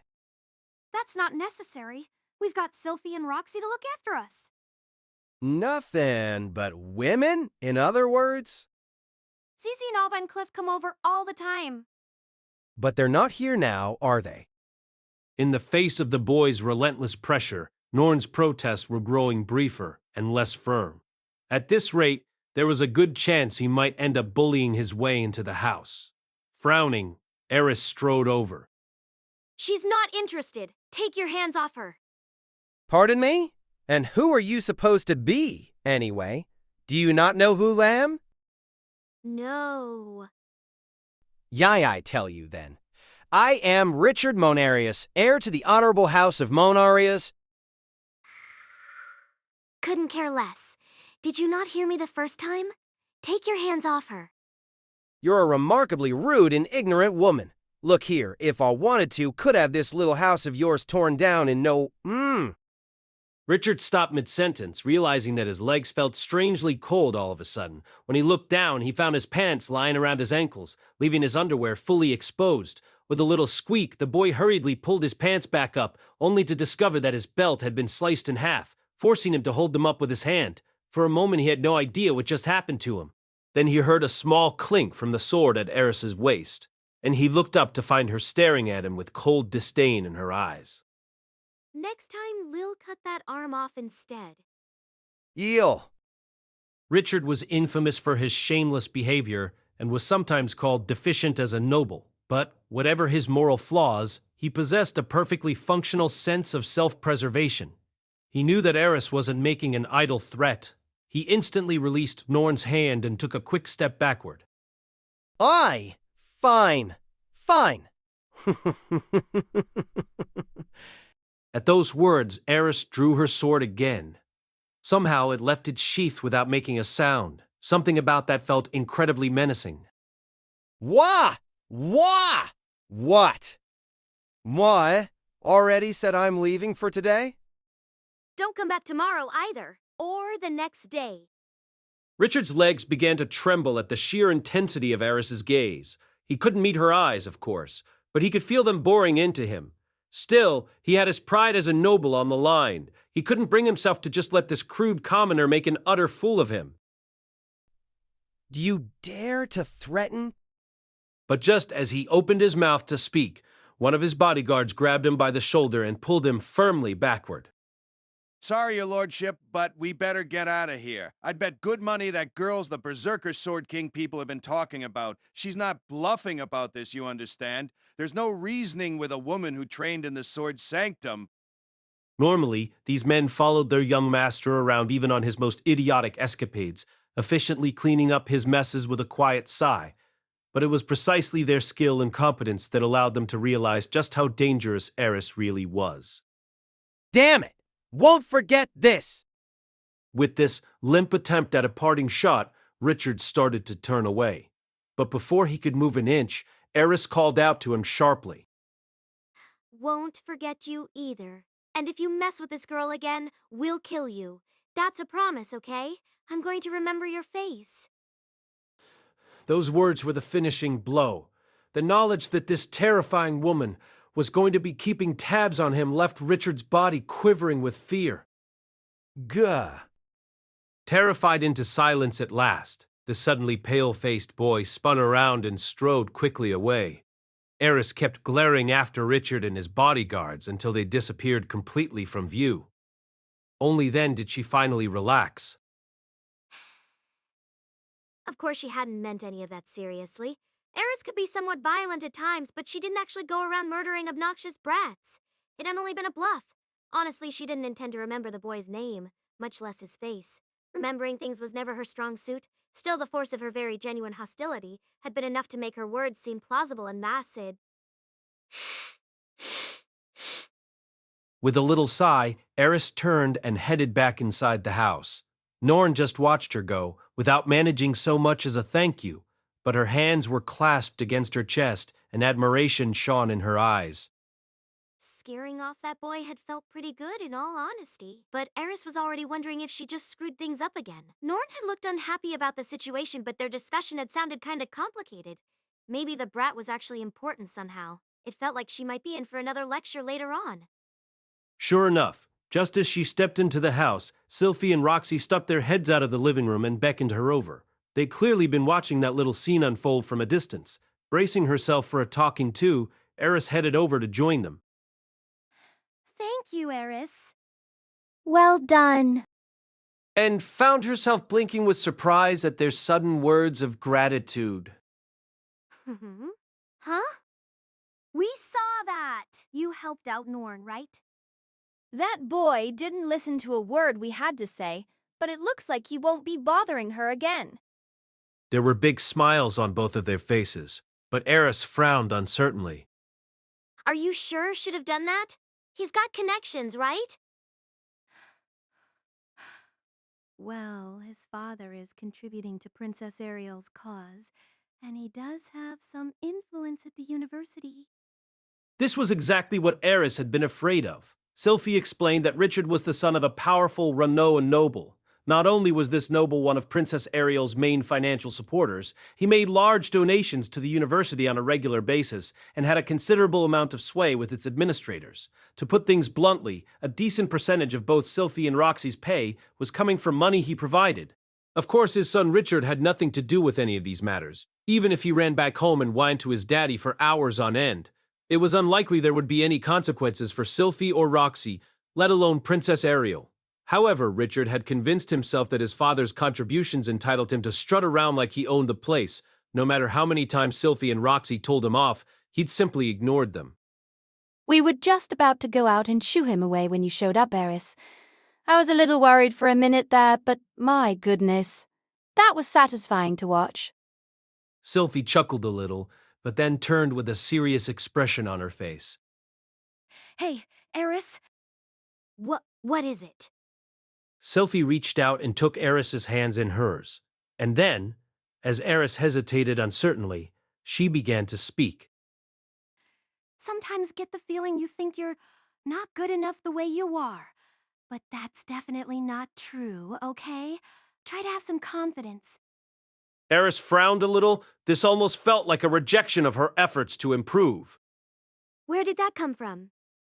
Well, you've been worrying yourself sick lately, right? Think Cora or kind of understand how you feel? Whenever watch Rudy at work, it makes me feel like I have to learn all sorts of new things. Startled by Sylphie's perceptiveness, Eris found herself at a loss for words. But Sylphie wasn't done yet. You know, Eris, we're pretty good at watching Rudy's back, if you know what I mean. We keep an eye on things behind the scenes. You definitely helped us out today. But normally, we stay on top of those sorts of problems. Sylphie paused for a moment, and her grip on Eris's hands tightened noticeably. But when I saw how Orsted, Rudy and you fight, well, I'll realize something. When Rudy's up against something really dangerous, we're not strong enough to stand in front of him like you did. She was looking Eris straight in her eyes now. The strength in them was downright intimidating, but she didn't flinch or look away. In fact, she stared right back with all the power she could muster. You trained for years so you could be strong enough to do that. I think it's something you should be really proud of. With that, Sylphie released Eris's hands and smiled at her. That's all. Wanted to say, really. Other than, I'm glad you're here, Eris. Eris wandered down the hallway in something of a daze. How typical. After all that worrying, she'd ended up with the conclusion that she was fine the way she was. But the more she thought about it, the more that sounded right. Rudeus was the magician, and she was the swordswoman. It was what she'd had in mind all along from the day she left him for her training. It seemed natural for both of them to play the roles they were best suited for. But Rudeus couldn't handle everything else on top of casting spells. He'd done some growing up and learned a bunch of new things, but that didn't make him superhuman. There were some things he couldn't deal with on his own. And that was where Sylphie and Roxy could step in to help. Of course, Eris's own train of thought wasn't quite this clear or coherent, but she did find herself feeling happy and relieved. She hadn't screwed it all up after all. Her efforts hadn't been wasted. Just knowing that meant the world to her. Oh... Eris's aimless movements through the house had brought her into a quiet little room, and there she'd found a seated woman who was gazing out a window with an absent-minded expression. It was Zenith Greyrat. Eris had heard about her situation by now. She knew that a long captivity deep inside a labyrinth had left her mind shattered. But to Eris's surprise, Zenith turned toward her, as if sensing her gaze. The woman's eyes were clearly focused on her. Eris straightened her spine reflexively. Regardless of her condition, this was Rudeus' mother. She had to put her best foot forward here.